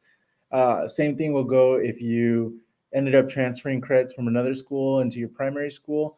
The original school that granted those credits are the ones that are going to be submitting it, or that are going to be included, rather. All right. How do we define an honors program? That would be something that is through your school. It's just an opportunity for you to identify whether you've done an honors program. So for example, UT Austin has Plan 2 honors. Texas A&M has a similar honors program. So it's something that's granted for your school. Sometimes the transcripts will also indicate if there was an honors program. All right. Let's see. Catherine asked, should I call it Bachelor's of Arts if I'm getting a Bachelor of Journalism? You can actually, yeah, you could call it a Bachelor of Art and include the major as journalism. That's what Sulema did. Let's see. Morgan is asking, I'm graduating on May 13th. Congratulations. Would it be better to wait until I graduate to make the application more accurate? No, you can go ahead and start your application. Yeah, the schools will understand that when you're filling this out, especially if you get it submitted in early May or like whenever the application is ready for you to submit, they will understand that that information might not be accurate necessarily because at that point it says that you were planning, and by the time that they receive the application, at that point you already received your degree, so that's fine. Right. Which takes us to colleges attended questions, the next section. This one will ask if you have triggered the Academic Fresh Start program. If you have, you would enter the term that you started that on, the year and the institution for which Academic Fresh Start was triggered. And then moving forward, if you didn't do Academic Fresh Start, you just select no, move on to the next question. Which was your primary undergraduate? We're going to change this to North Texas now. Primary graduate school, I only have one, so that would be University of North Texas. We're going to go full mean green here. And then this is very important. Would you like to release your information to your health professions advisor? I'm going to say yes here because I'm going to ask my advisor at University of North Texas for a letter of evaluation. If I selected no, they would have zero access to any information about my application. They wouldn't even know I'm applying. So if you're going to ask them to write you a letter, highly recommend you select yes. If you are working with them to help you with your advising, I highly recommend you select yes. And then you can select one or all schools that you've attended. And then we just hit save and move forward. Yeah, this also helps for them to be able to find you in their portal whenever they get ready to upload your HP packet, if that's what you're selecting to submit. Exactly. So we're going to speed through this a little bit because we are a little bit shorter on time now because of the issues that we had earlier. This is the terms attended section. Because we've already entered additional colleges attended, we have different terms that have been created. So for example, Sulema just entered University of North Texas. We're going to hit add term. We started from fall 2019 through spring 2023. So here, fall 2019, it's a semester, add term. Coming back down to North Texas, I attended each one of those semesters. So term 2020, spring, semester hours, boom. So you will do that for the entire duration of your academic career at that school. And what this does is it creates a spot for us to move forward into college coursework. Oh, I'm sorry. Hit save and then move forward to the college coursework section. This is giving me some errors because I didn't hit save earlier. And yep, I'm going to go back to terms attended. Sulema knew exactly what issue was going to happen. So here I'm just going to fill in some filler information just to be able to move forward in the application. Yeah, but it's important that you fill out, for example, in my example, University of North Texas, I have to list every term that I attended at that school. The reason for that is because you don't want to just do one term and put everything you ever took under that term. If you submit that, the processing team will send that back to you and tell you that you have to correct that. The reason for that is because your coursework that you enter has to look exactly like what's on your official transcript that you can use for your purposes of entering your coursework in the application. Right. So we're going to enter multiple terms for University of North Texas here just to give us some spots for us to be able to go in Here we go. Don't forget to hit save. And we're going to continue forward to the next section, which is coursework. This one is probably the section that gets applicants. From the terms that we've entered, we now have placeholders here to enter coursework. So we're going to get started here with a couple of examples. Number one, we'll be entering pre-college coursework or dual credit coursework at Mountain View College. And then we're going to enter some undergraduate coursework and some post-bac coursework at University of North Texas, and then some graduate coursework. So I will be pre-college Sulema here and select the term of fall 2020 when I was still in high school.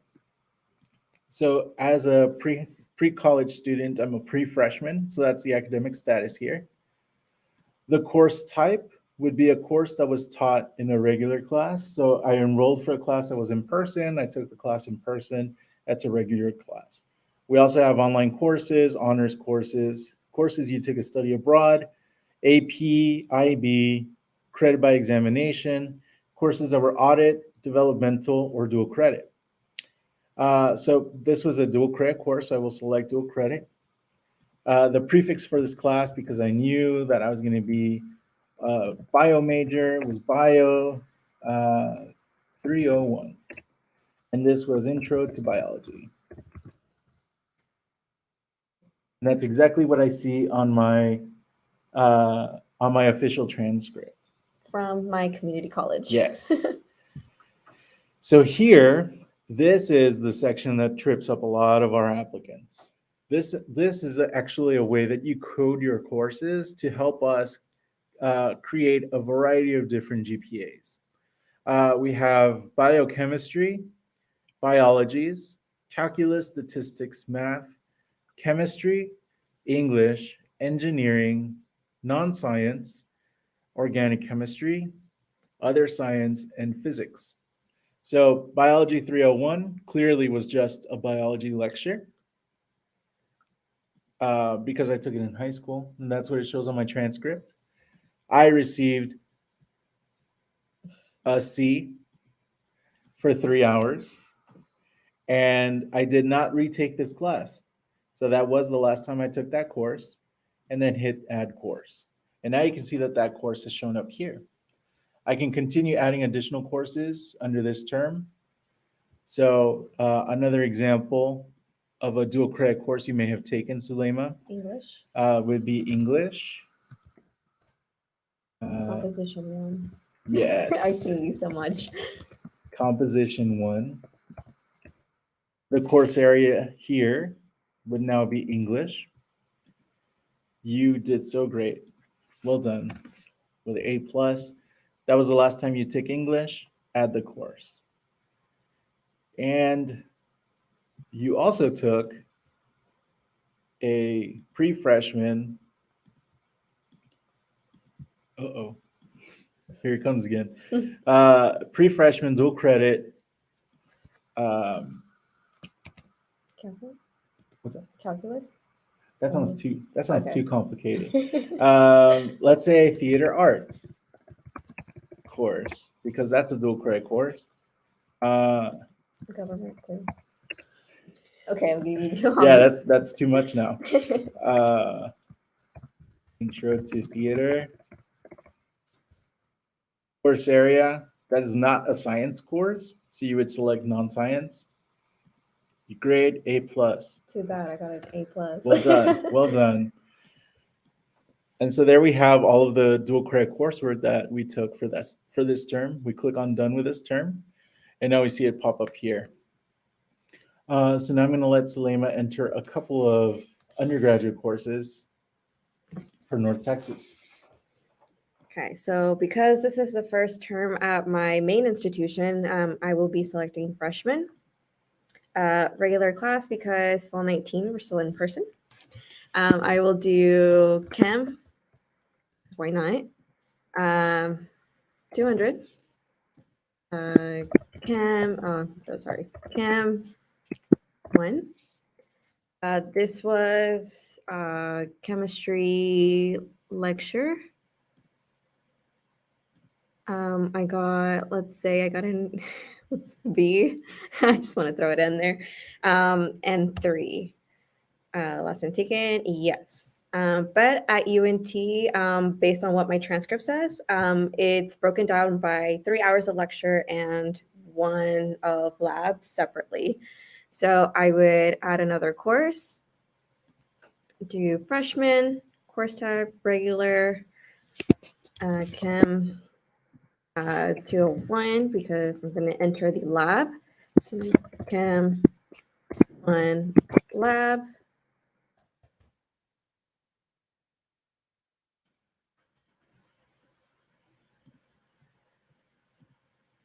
I got an A in that lab. Nice. 1 hour. Yes. And I know that sometimes some schools do combine their classes into one entry. So your lab and your lecture will be combined into one. So I'm going to show you how that looks like as well. All right, let's just do this is physics.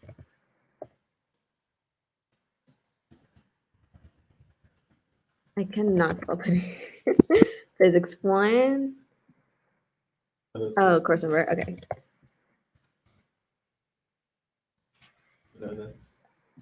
Is that the same? Oh my goodness. Okay.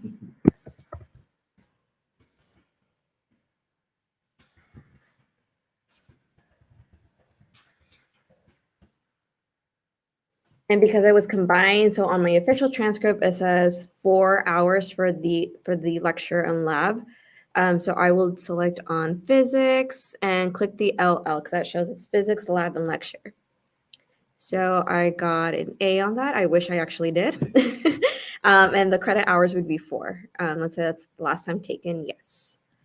So that shows you how to enter if it's unlisted separately or if it's entered combined on your official transcript. Cool. So it looks like we're done with this term. And we're going to enter some courses here for Saleema's graduate coursework. Something I wanted to touch on earlier, I forgot to, my apologies. The way that we determine your academic status is based off of when you graduate from high school. So you graduated, you started college a certain year. Anything before fall 2019 is pre-freshman. And then you started your freshman year, that would be the 30 hours that you first took. Sophomore would be the next 30 up to your 60 hours. Junior year would be up to 90 hours. Senior year would be up to 120. Post-baccalaureate is after you graduated from college, any coursework that at an undergraduate level that you took, and graduate coursework, of course, is at a graduate level. So since we are entering coursework for Saleema's graduate coursework, we're going to select graduate. This was a distance learning course because why not? And then what was your major? This was accounting, right? Yeah. So here we are, accounting 503. And this one is taxes, because it's what Saleema loves to do. Because I'm a graduate student, you are limited in what you can select. So you can only select other science, non-science, or statistics. Graduate coursework will not qualify to meet the prerequisites, which is why we have this limited selection. Since it's an accounting course, this would only be a non-science course. And of course, nailed it with a 3.0. And then, I'm sorry, with a 4.0 rather, add the course. So that's kind of how graduate coursework would be entered. Once we're done with all of the courses and all of the terms, you can actually hit save. It won't let me save because I've not entered everything, so I'm just going to skip ahead.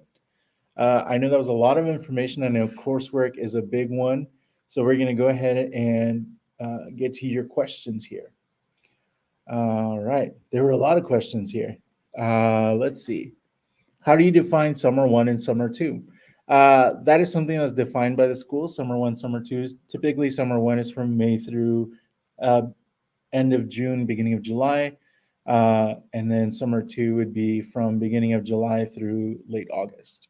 Typically, your transcript will say this. If it If it actually says summer 1 and summer 2, enter it like that in your application. If it just says summer, just go ahead and use summer, just because later on in the cycle, if your transcript is needed, we will need to see that you entered everything exactly as it appears in that transcript. Suganti is asking, I studied in 2 four-year universities. The first one, AP credit, was given to the course University A123. The second university transferred to course University B12 based on University A's 123. How do you enter those, Sulema? So for AP credit, you have to refer back to your official transcript. Make sure that your transcript has a course breakdown. A course breakdown is what you see here in the application. So the prefix, the number, the course name, credit hours that were awarded to that. So it's whatever your main institution awarded you credit for that AP credit that you received. So if your official transcript doesn't have anything about your AP credits, it just says AP credit 30 hours received, you'll actually need to receive a letter from your registrar's office indicating that course breakdown so that you can enter it in your application, and that we can accept it into there as well. Otherwise, we would probably need to remove those because there's no indication on the official transcript that you took AP credit. Mm-hmm. And then it's at the school where you claimed the credit. Mm-hmm. And then what academic status do we enter for that, Sulema? It's pre-freshman. Thank you. And that was a statistics course. We enter it here. And there's our AP statistics for pre-freshman. And we only received a credit grade for that. It's a great question. We took a class at community college after graduating. Would we request a transcript from that college as well? Once transcripts are requested, you would have to request a transcript from each school you've attended. Do we need to enter schools in chronological order? No, our system will automatically put them in chronological order. Coursework from community college is continuing education. If you were granted college credit, you do include it. Let's see. Is there an in-progress option for classes? I won't have all courses required. Yes, when you enter future coursework, which we're about to get into. In fact, let's go ahead and use that opportunity. For planned enrollment, do you plan to take any coursework between now and August of 2024? Yes. Again, you select the college that you have attended or will attend, the term, and 2024. There we go. So based off of the responses to the colleges attended, to the terms attended, we can now enter planned coursework. Oh, goodness. Well, for the sake of this, we're going to move forward here from planned enrollment, but you get the idea of how to enter this different coursework. Under this planned enrollment, you can actually enter, let's see. Yeah, I'll come back to this. I'll work on it in the background while we keep answering questions. All right.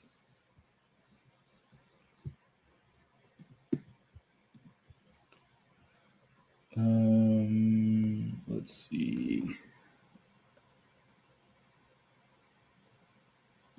Humsa, you're having an issue with adding your major. Send us a message and we'll be able to help you directly because it sounds like something that we're working on that we can help you with.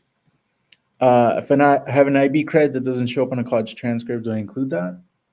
No. Has to be on your transcript. I assume we will just be putting classes that are required for medical school and not those including our majors. Is that correct? That is not correct. This will actually include all coursework that you've ever undertaken since you graduated from, or ever. So even My theater class. even the theater class that Sulema took, it has to be included. At UT, they have our transcript written in all caps, but I heard that people who applied last year that you shouldn't write all caps. Of course, that doesn't matter. Just include it as it's entered. And actually, in our application guide, we do have some guidance on that. But yeah, all caps, no caps, or abbreviations. Just use the best of your ability you could just capitalize the first letter of the words, even if it's all caps. We're not going to ding you on caps and no caps. One other resource that I want to make sure that you all are aware of is in the application guide and under coursework. It does get a little bit complicated when we're actually talking about how to code your courses. So I want to make sure you all are familiar with the coursework definitions here. Come on. There we go. So in the coursework definitions, we actually have a list of different sections that would actually apply to biology. So for example, if you took a class in immunology, that would be coded as biology. If you took a course in genetics, biology. If you're taking chemistry, gen chem, organic chemistry, physical chemistry, all would be listed as chemistry. Organic chemistry, you just have organic or bioorganic. Biochemistry, all biochemistry. Physics, all physics. Stats, we have a couple of topics that we want to make sure are included in that stats course, but most courses will include those. English will include rhetoric, literature, composition. Animal and agriculture sciences, basically anything that has to do with botany, poultry, livestock, environmental sciences, anything having to do with that type of coursework will be listed as animal and agriculture sciences. Mathematics will include calculus, algebra, applied mathematics, engineering. Actually, if you're taking calculus, you can actually list it as calculus. For engineering, any course that has engineering in the title will be listed as engineering. And if it's a prerequisite, you can actually list it as engineering and the schools will still be able to access that. Or if it's a course that you need to fulfill a prerequisite, send us a message and we'll work with you on that. Other coursework will include courses like dentistry, nursing, occupational therapy. These are sciences, but they're not necessarily courses that are required. So that would go under other science. And then non-science courses will include Sulema's theater arts, astrology, bioethics, business, etc. And so all of these courses have to be included in your college's in your coursework, and all of those terms have to be included in your college's attended. All right. Juliet has a great question. Courses taken when COVID hit, some courses were online, some were in person. You would have to enter the way that you took the course, or the way that you registered the course, rather. So here for fall 2021, that's one of the COVID semesters. This would be her junior year. If you signed up for this class in person, then you would enter it as in person. But if your school had moved completely online, you would select distance learning or online course.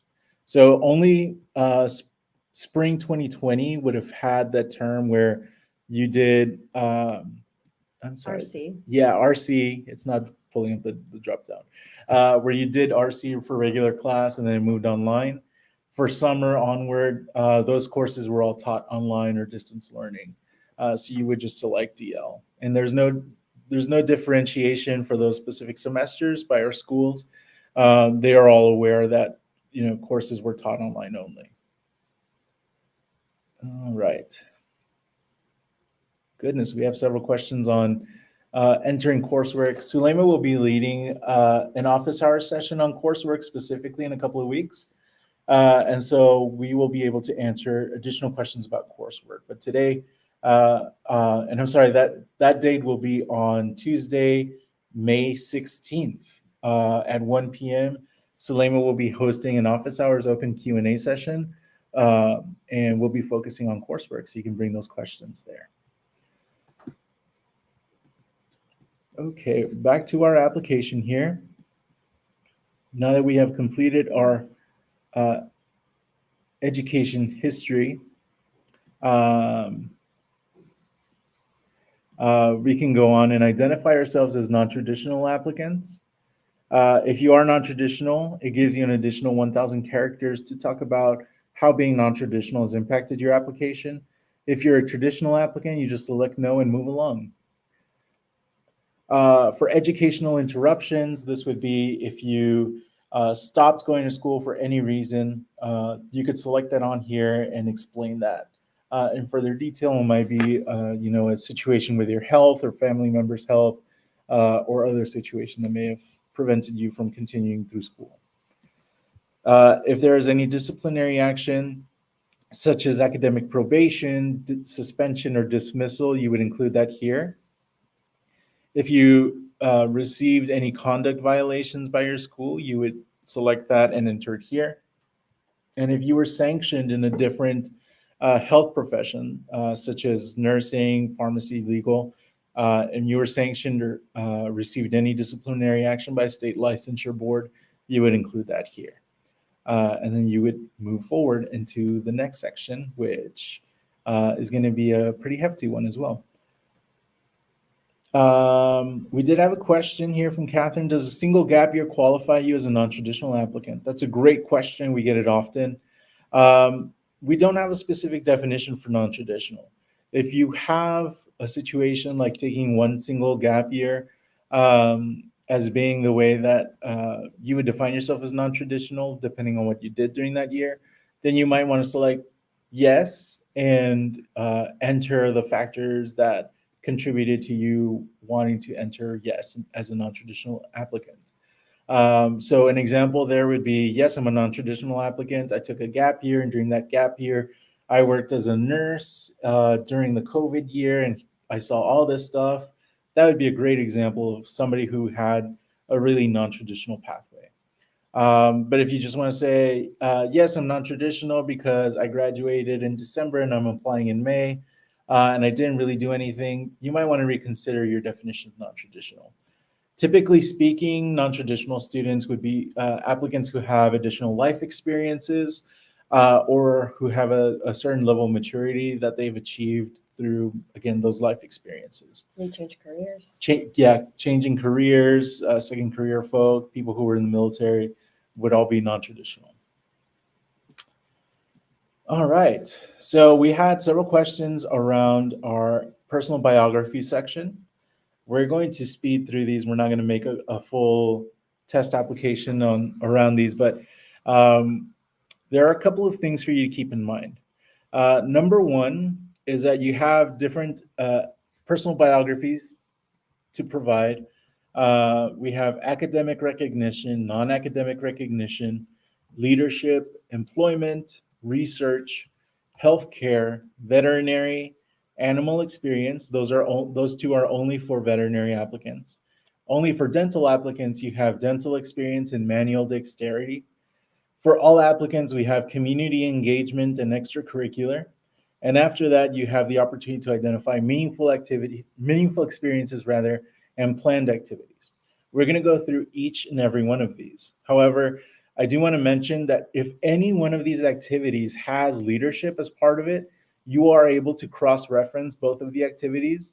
So for example, if you have an extracurricular activity where you're playing intramural volleyball and you're the captain of that team, you would enter intramural volleyball into extracurricular, and then team captain for intramural volleyball as leadership, and have completely separate descriptions for both of those. Also, if you have any employment that has also resulted in healthcare activities, that would be something that you can list in both of those sections. So for example, if you are working as a scribe, you enter your work as a scribe under employment, and then the work that you have been performing under healthcare activities. And again, you would not use the same description. They would have to be unique to those two sections. Those are the only instances where you can enter activities in multiple sections. So kicking us off here is academic recognition. What you'll see here is if you have any scholarship, academic award, or recognition, you enter the award title, the date received, city, country, state, and 300-character description. Pretty simple. For non-academic recognition, this would include something that had, the academic recognition might be like Dean's List. Whereas non-academic recognition might be, perfect attendance at our fraternity meetings, And so you would enter that on here, exact same information, 300 character description. We mentioned earlier, leadership is a very important part of your application, something that the schools will look for.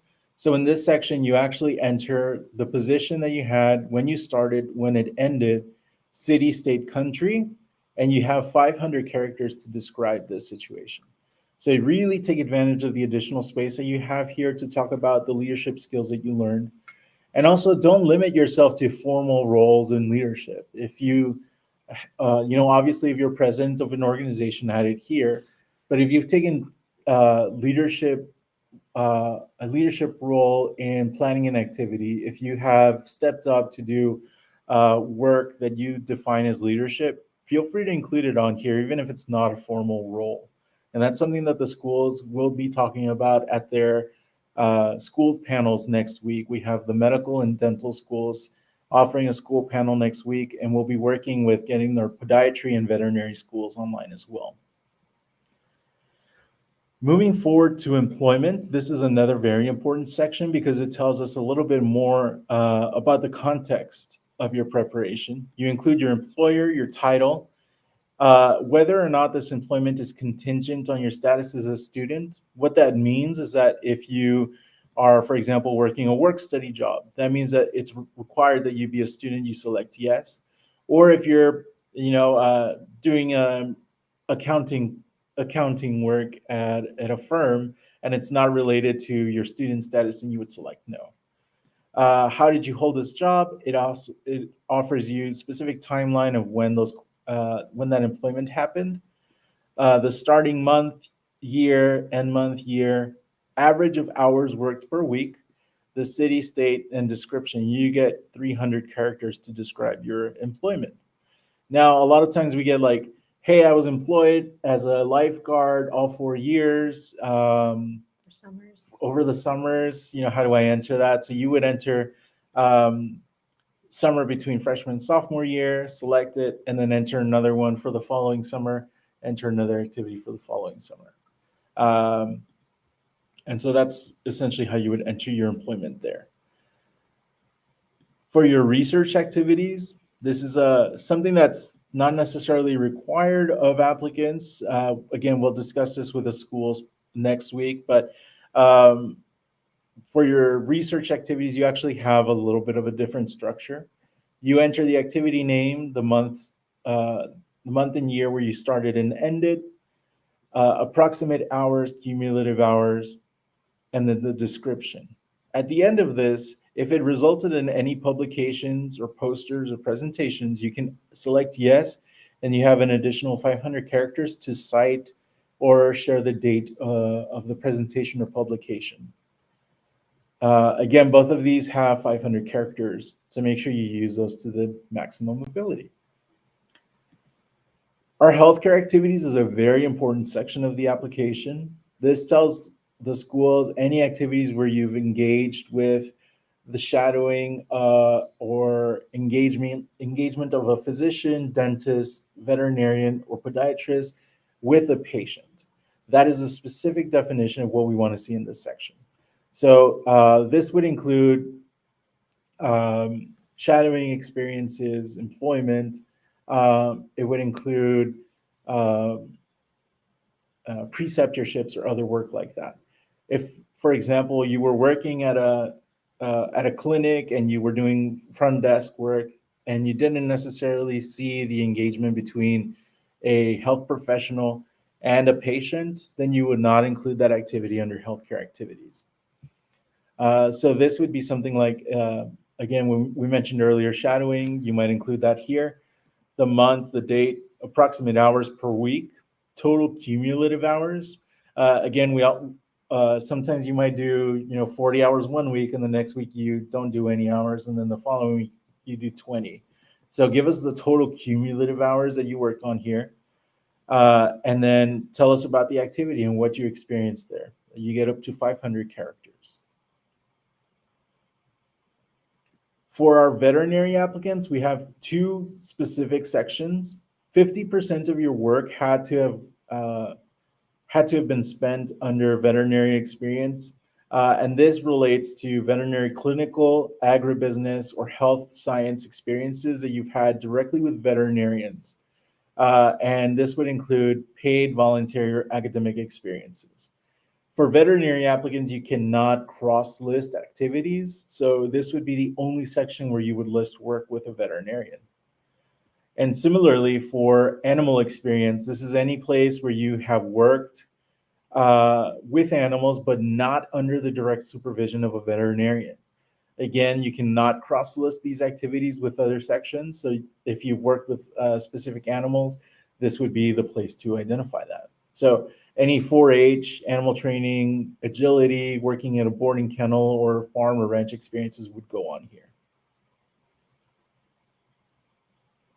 For our dental applicants, I'm sorry, I have to add some dental schools before it lets me enter here. All right.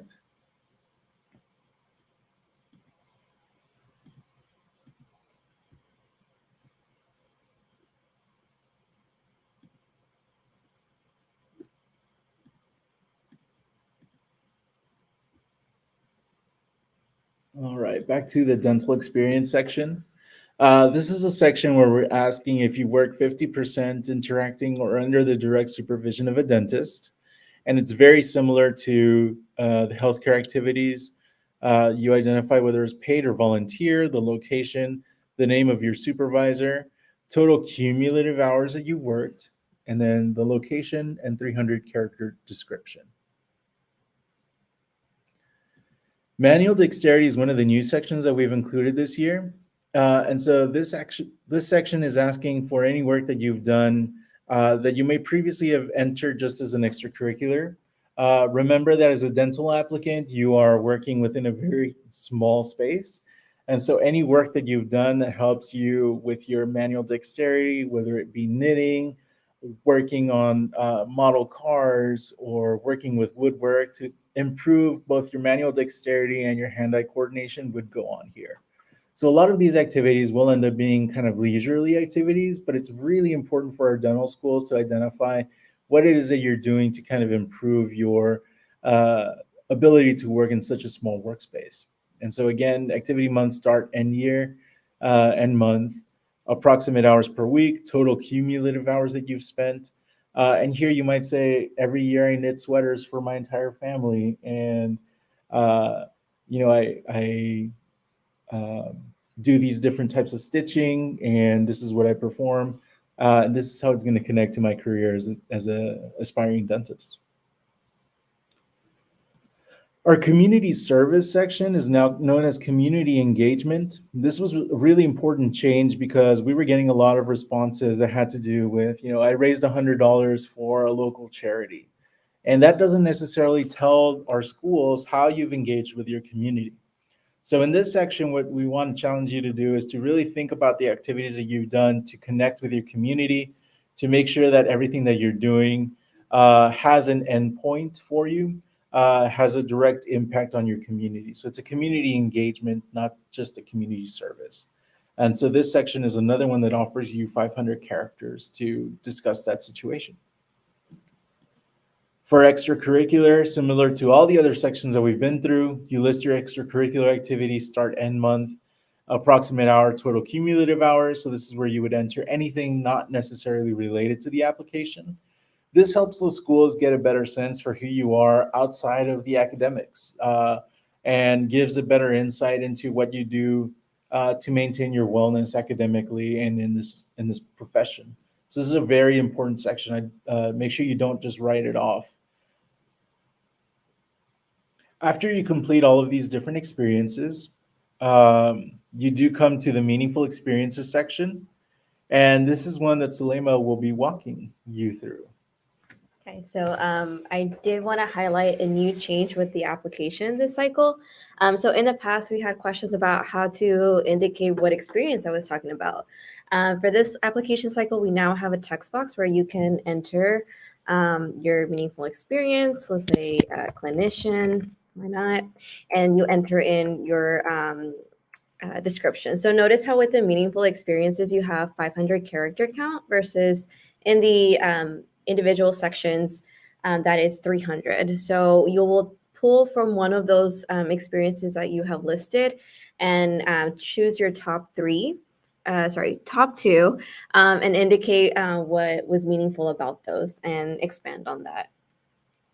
I think It's that top should be- three. Yeah, it's top three. Yes. It might not see it. There is three. Yep, three. Top three. It's not going to save. It's okay. Okay, that's fine. No, I did. Yeah. All right. So we went through these activities pretty quickly. Some of the takeaways that we want to make sure that you all understand is for the activities that you're entering here, this will include all activities from the point that you graduated from high school all the way through October 2023, which is around the deadline for most of our applicants. If you're a veterinary applicant, you can include all activities starting from high school. So if you have, for example, worked in a 4-H or had experience with animals in the 4-H program in high school, you can include those. But for dental, medical, and podiatry applicants, it's after graduating from high school all the way through October 2023. Any activities that go beyond October 2023 will actually be entered as planned activities. And that's down here. After the meaningful experiences, you select the activity type, and these activities are only for what you're going to be involved in from October 2023 through August 2024. And so here you can select the category that it should belong to, and you select the activity name, month, and year, total projected hours, and then city, state, and country, including a 500-character description. Now, if you have an activity that started a couple of years ago and it will continue through October 2024, you would have to enter it as both an activity and a planned activity. So you would have to enter it both times. Something that you really need to be aware of is that planned activities are known to be in flux because there's something in the future. So we do have a section of our application guide that talks about personal biography section and your activities.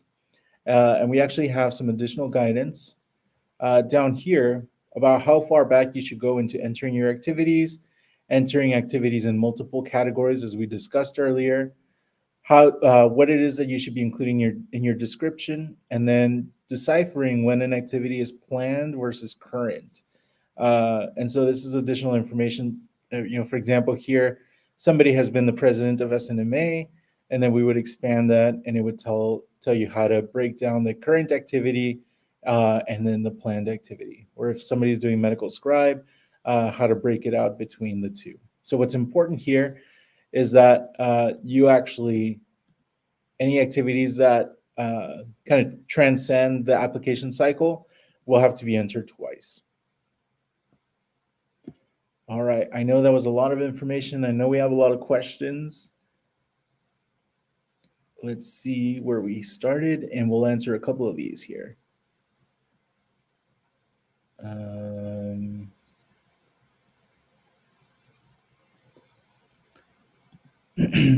Yvonne has a question on character counts.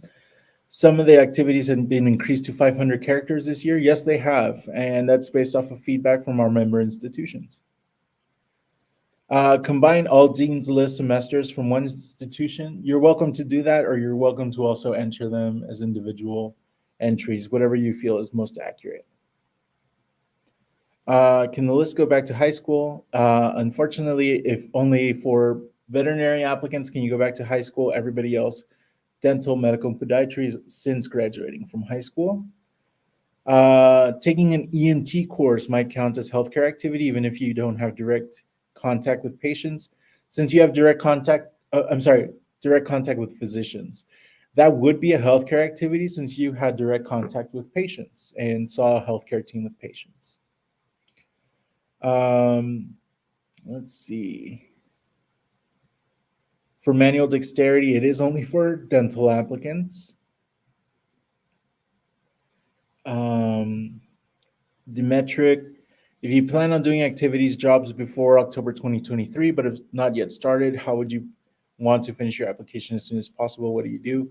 You enter your activities as they are going to be through October 2023, And then from November 2023 to August 2024, you would enter the activity as it's going to continue. So we use November 1st, the deadline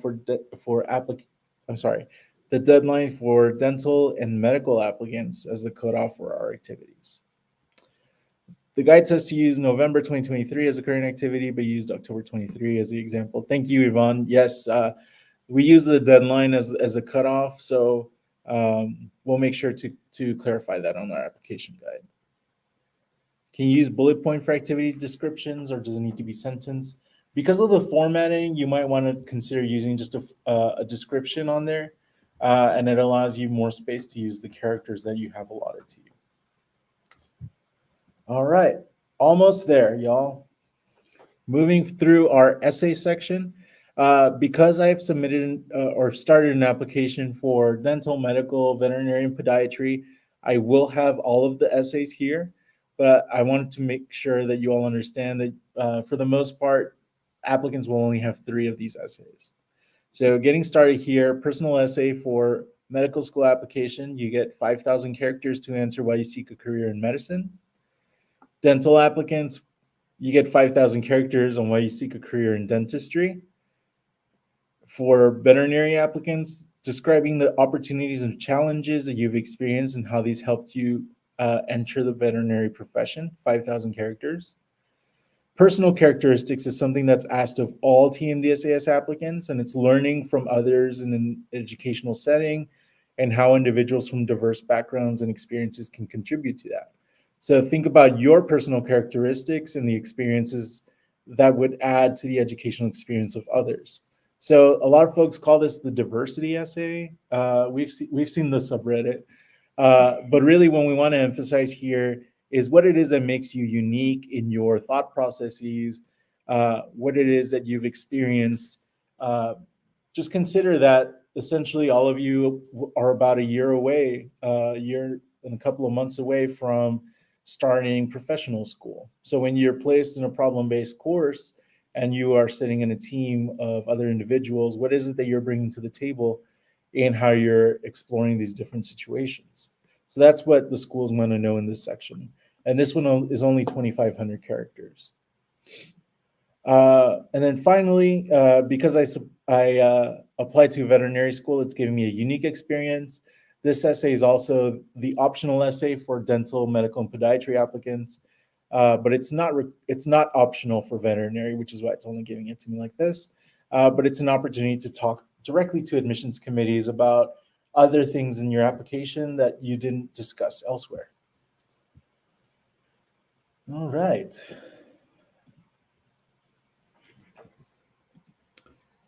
All right. Yasmin, for veterinary applicants, we volunteered at a shelter. This is from the previous section. All righty. So it doesn't look like we have any questions around essays. We're going to move forward to uploading photo.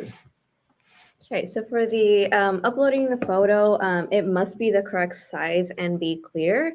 If it's too blurry, our team will request that you submit a new one, and this would actually cause delays in the application processing of your application. So just make sure that you get a photo that's 100 KB in the following formats. So if you took a picture on your iPhone and you're trying to upload that, it's not going to work because I think it's like a weird format at the end, like an H or something like that. Just make sure that you convert it to a JPEG or PNG. And then you choose from your documents and you click upload. That's pretty much it. And also your iPhone will take a picture that's much larger than 100 kilobytes. That's true. So if you just go on Google and just look for other tools to help you make that image smaller, that is something that we recommend. Unfortunately, we can't allow for much more space for a photo, but that is what we have allowed. We've seen photos from people who have like a happy hour drink. Yeah. And just be mindful that this is a photo. You want to represent your most professional self in this photo. And there's also times where we've seen selfies. So just be mindful of that because once you select a photo and it does fit within the 100 KB and it's in the following formats that are in bold, it will be kind of like accepted on there. And then once you submit your application, you won't be able to change that photo. The only way that that would be changed is if our team identifies that it's too blurry or it's not clear. Then at that point, they'll contact you to get a new photo. But other than that, the photo that you choose, it's the one that you'll have whenever you submit your application. So just be mindful of that. Yeah, and the reason why we request photos is because the schools use them as a way to do kind of a roll call at their interviews and as confirmation that whenever somebody's showing up for an interview, that's the actual person that the application corresponds to. And also for our admissions committees at the different schools, it helps to have the photo of the person so that they can recall the conversation that they had during the interview. And so that's why it's important to have, and kind of put your best foot forward when you're submitting a photo. Humza has a great question here. Is a suit tie required? Does a button down work for photos? I think that whatever you feel is most reflective of your aspirations here with the application will be helpful for you. We do have an essay that kind of we do have an article on the application guide under personal information that talks about what it is that the photos are used for and how you can plan for that. If I were in your shoes, I would try to dress up a little bit better to line up with what the schools are going to be looking for. But as we mentioned, we don't have any verification for that. The schools often will use the photo as a justification for why somebody may or may not have the level of maturity or care for why they would be applying to a certain program. And so really, all I do is encourage you all to put your best foot forward in submitting a photo. Okay. The end is near. Suleyma's going to walk us through MCAT and DAT. So these sections are similar in that you have to have your ID number if you're taking the MCAT or D&T PIN if you're taking the DAT. You'll have to enter all test dates taken. So you'll enter the test date. Let's say I did this in January, just to kind of show you guys what that looks like. And you'll click add. Of course, it doesn't let me because I have to enter my number. So let's just say that's what it is. Click add. And now it gives a table. If you need to add more, you click on here and then you do the process all over again. Let's say that at any point you want to retake your MCAT or DAT. I will show you guys what that looks like too. But you would go in here and put planned. For the MCAT, it has to be between now and September 2023. For purposes of this application cycle, the medical schools will only accept MCATs that were taken before September 2023. Any test dates after that will not be considered for the application cycle, so just be mindful of that. I will do 9/1. I don't think this is the last date, but we're just going to go for this one. Click add, and then so on. And just know that at any point in the during the cycle, you can come back and make changes to the section yourself. Like you can come back into your portal, edit your MCAT planned test date. If you have any questions or can't do that on your end, then you can send us an IM and we'll be available to help you. But you should be able to make that change yourself. For DAT, again, you also have to put in your number. I think 1, 2, 3, 4, 5, 6, 7, 8. Have you ever taken the Canadian DAT? So let's say that I did. You won't be able to enter like the score, but whenever you release your Canadian DAT, it'll be released to the individual dental school. And so just selecting that will allow the schools to know like you do have a Canadian DAT. You'll also list your test dates that you took for your DATs here in the US and any planned as well. And again, one more thing that I want to point out with the test scores is that you want to make sure that your date of birth, your DENT PIN, or your AMC ID number, and your test dates are correct on both your application and your account for those testing whatever services they're called. And the reason for that is because if that information is not matching up, let's say you took your MCAT, but then you took another one, and you didn't list that planned test date in your application, that score will not match up to the application because there's a missing test date. And if that was your better score, that might be you won't be on a good spot if that's a score that's missing and you really wanted that one because it showed your best score yet. So just make sure that you keep an eye out for those 3 components to make sure that's correct on both your application and your account to make sure that there's no delays with receiving your score. Thank you. Mhm. All right. Let's see. Do we list any MCAT examinations even if we didn't release the score? Once you release your score, it'll actually send us the results for all of your MCAT test dates. So yes. How are the changes communicated to the colleges, or if it's all provided in info is provided, you would not send the app to the med schools. So yeah, once we transmit your application, we also send out additional updates to the schools. There are certain sections that can be updated, as Salima mentioned, and those show up at the school's end overnight every day. So if, for example, I go and I say, you know what, I'm not ready for the MCAT on that test date, I just go back to this section and I say, you know what, I'm sorry. You know what, I'm not ready for the September 1st. I'm going to take it on September 2nd. And then I just go into that section, hit update and save. And that would then be updated on the school's end overnight. And now they know, hey, Enrique's taking the MCAT on September 2nd, which means that on October 2nd, the scores will be coming out. And we can expect those at that date. Yeah, and so like Enrique mentioned, these updates are available overnight to the schools. The schools on their end download this new information. Some schools do it daily, weekly. It just depends on the schools, but they would have a flag that mentioned there's updates or changes to your application, and they'll be able to be notified that way. Mm-hmm. All right. And this is another big kahuna here that we're getting into with the letters of evaluation. Again, I do have an application started at medical, dental, veterinary, and podiatry school. As we mentioned earlier, if you are submitting an HP committee packet, or having your advisor submit a letter, you do want to make sure that you have released your information to them back in the college's attended questions section. So here I'm going to say that my HPAC will actually be coming from University of North Texas. That creates a notification for them once I hit submit that I'm requesting the HPAC be sent to them through there. And that's it. If I were submitting individual letters, this gets a little different.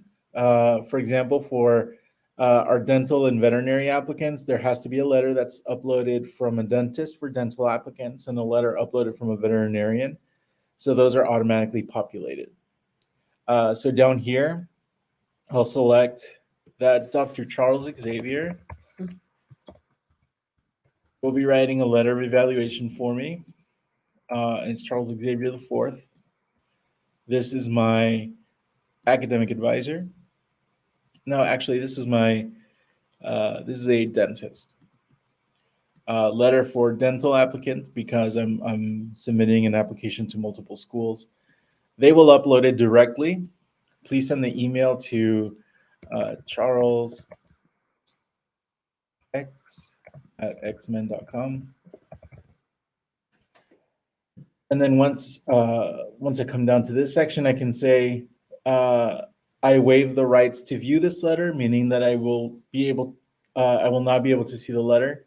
Or if you select no, that you retain the right to show the letter or to view the letter later. And then create the letter request. And so now Charles Xavier has received a notification email that says, hey, Enrique Hasso has requested that you upload a letter as the dentist that you have shadowed. And so it's that easy. If After you submit, if you have any changes in your evaluators, you can submit an IM.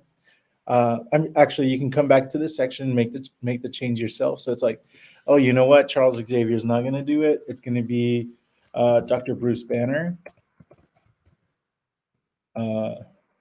He's the first.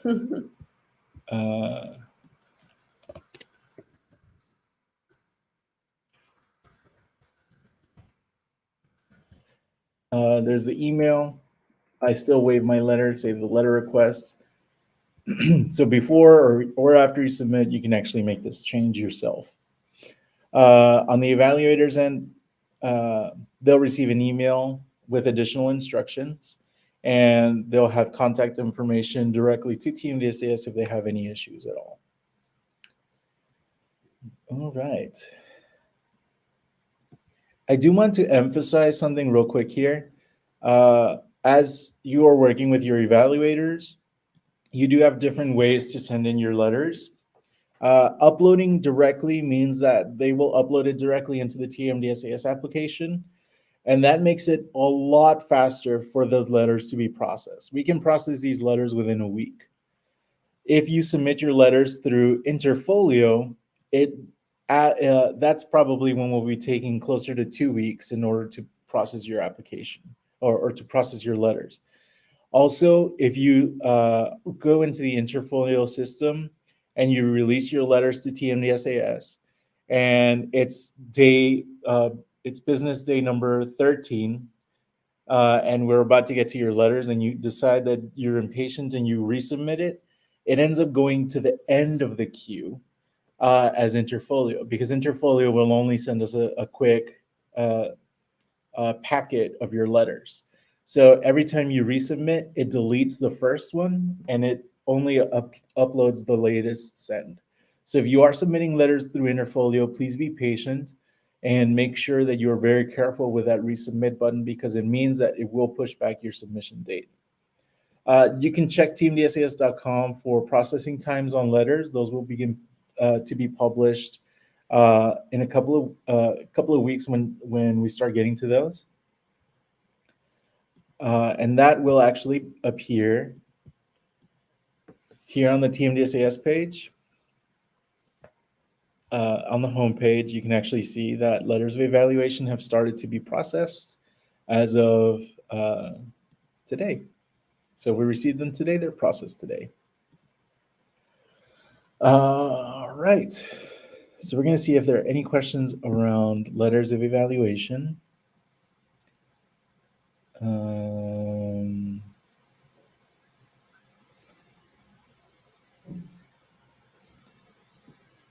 So for those whose school say they will upload the letter, do they need to fill out the submission form?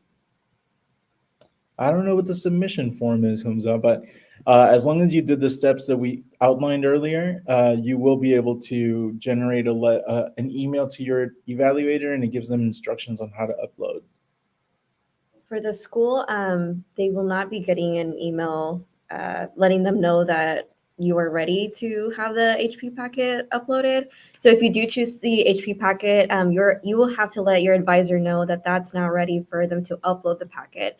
Unfortunately, like with the individual letter, they will not be receiving that email that goes out to evaluators, individual letter writers, like it does for that option. So if you do a HPAC, yeah, by saving the section, it then becomes visible on the school's end to be able to upload that HPAC or the committee letter on the school's end.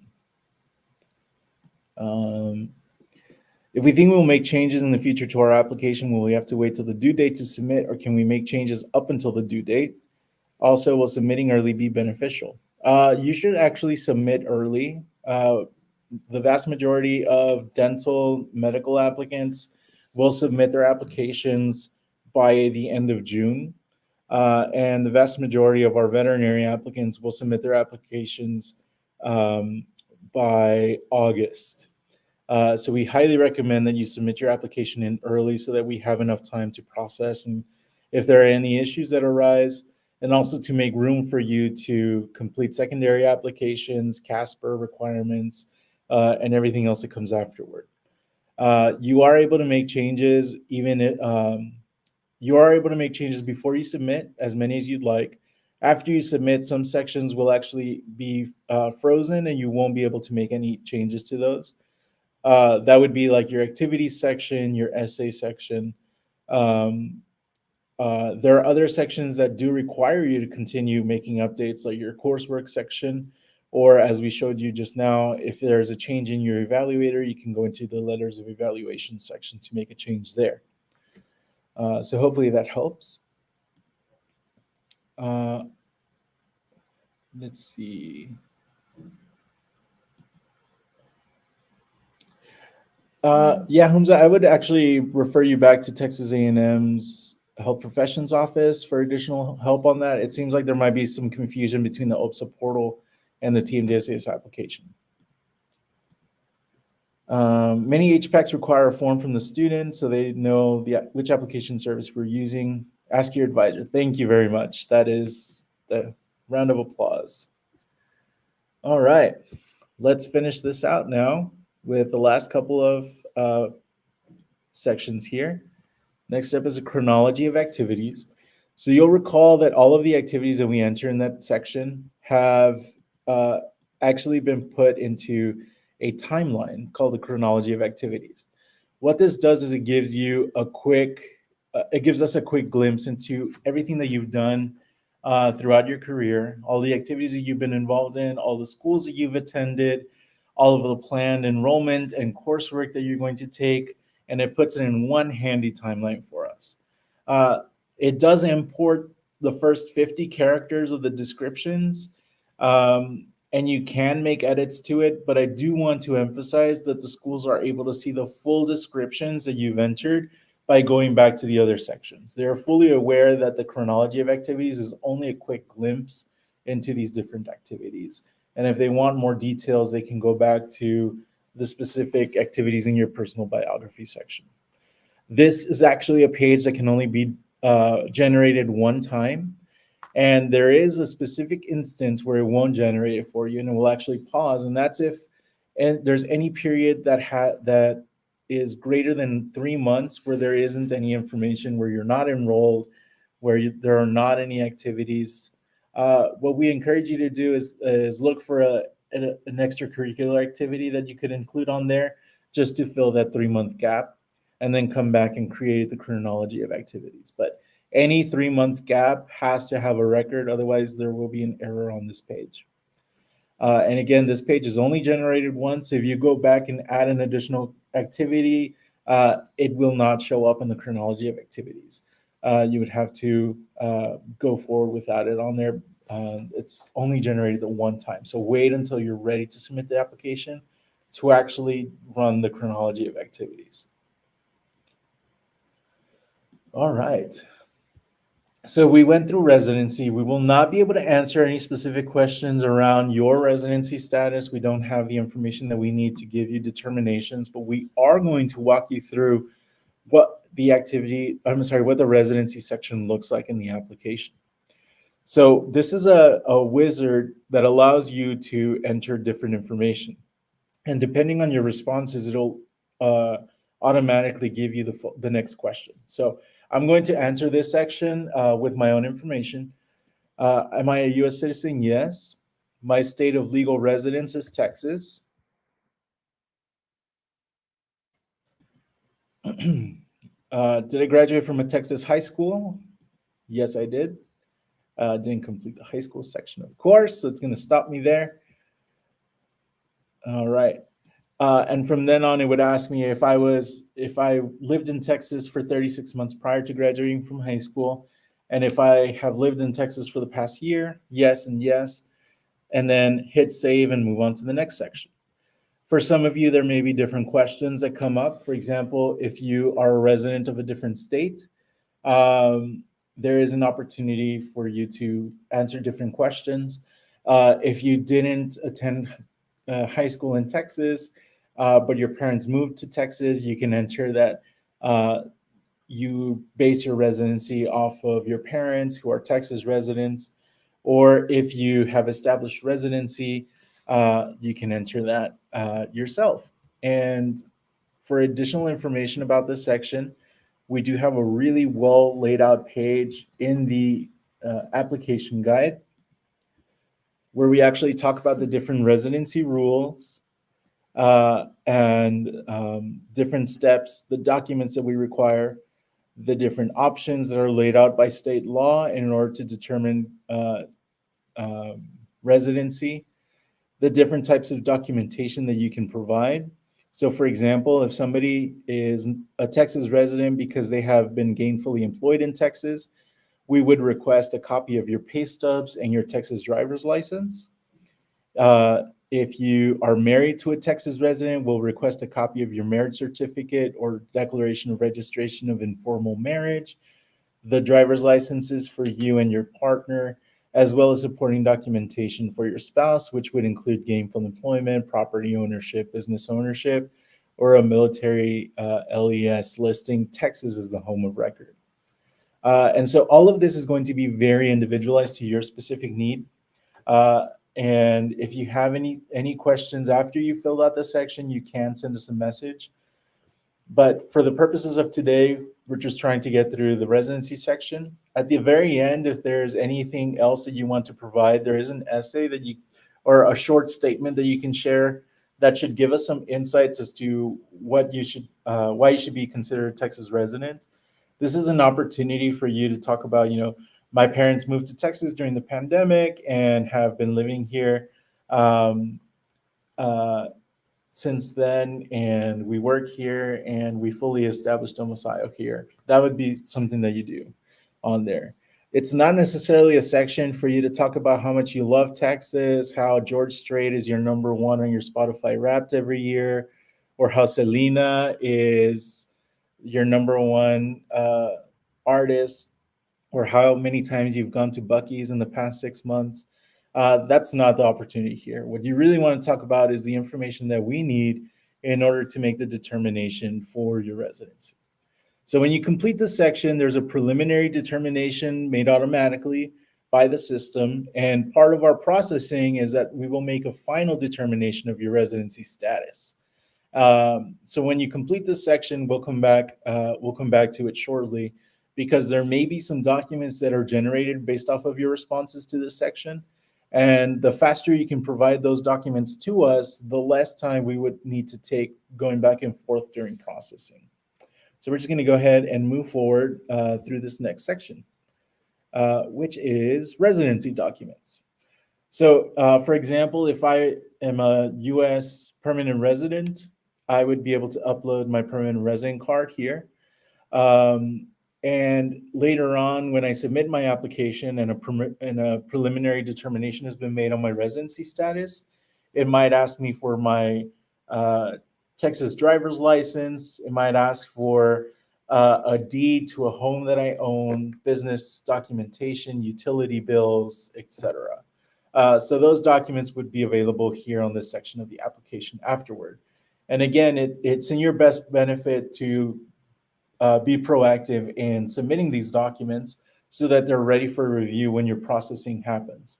This is something that we have to do for each applicant to confirm their residency status.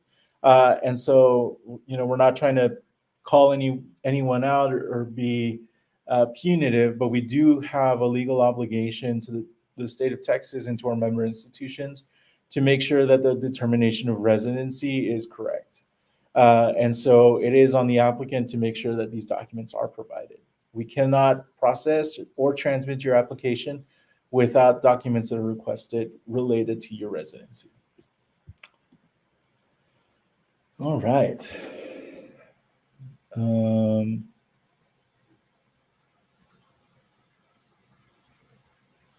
Okay, it doesn't look like we have a specific question here, but there is one question regarding temporary absence. If I took a 3-month vacation to another state, does that affect the 12-month rule? That is something that you may want to ask us by submitting an instant message. And you may be asked to upload additional information, but you can also send us an email to info@tmdsas.com.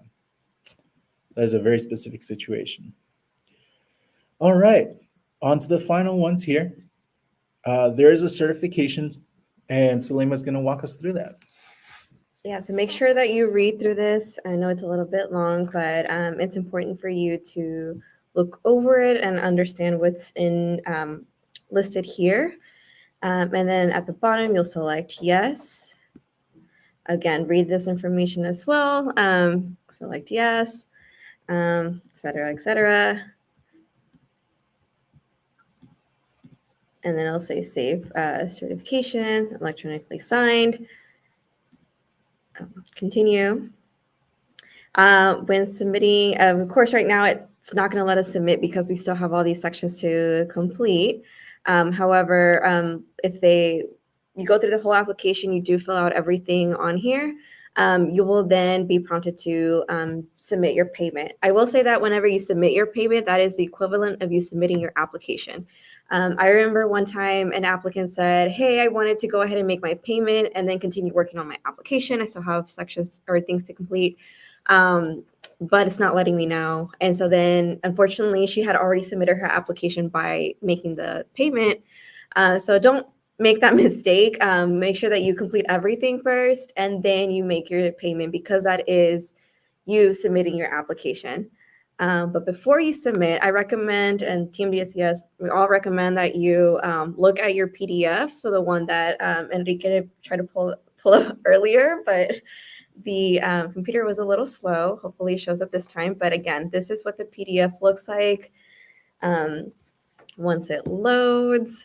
But again, this could be found on your home page. You'll go to that table that shows all the applications you've created. Select EY 2024, and then this is kind of what you will receive, which is a PDF. It shows everything that is on your application, what you fill out.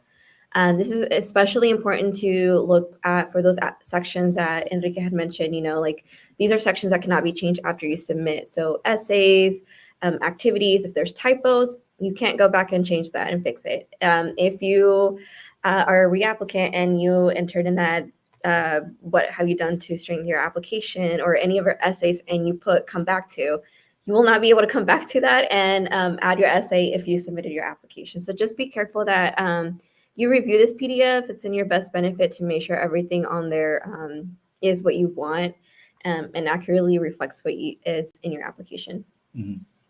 So here I am showing again the personalized PDF that each of you get when you submit your application. The chronology will show up here, all the other information from the different sections. All of the college coursework that you entered will show up here, so you can do one last cross-check to make sure that everything looks the same as your official transcripts.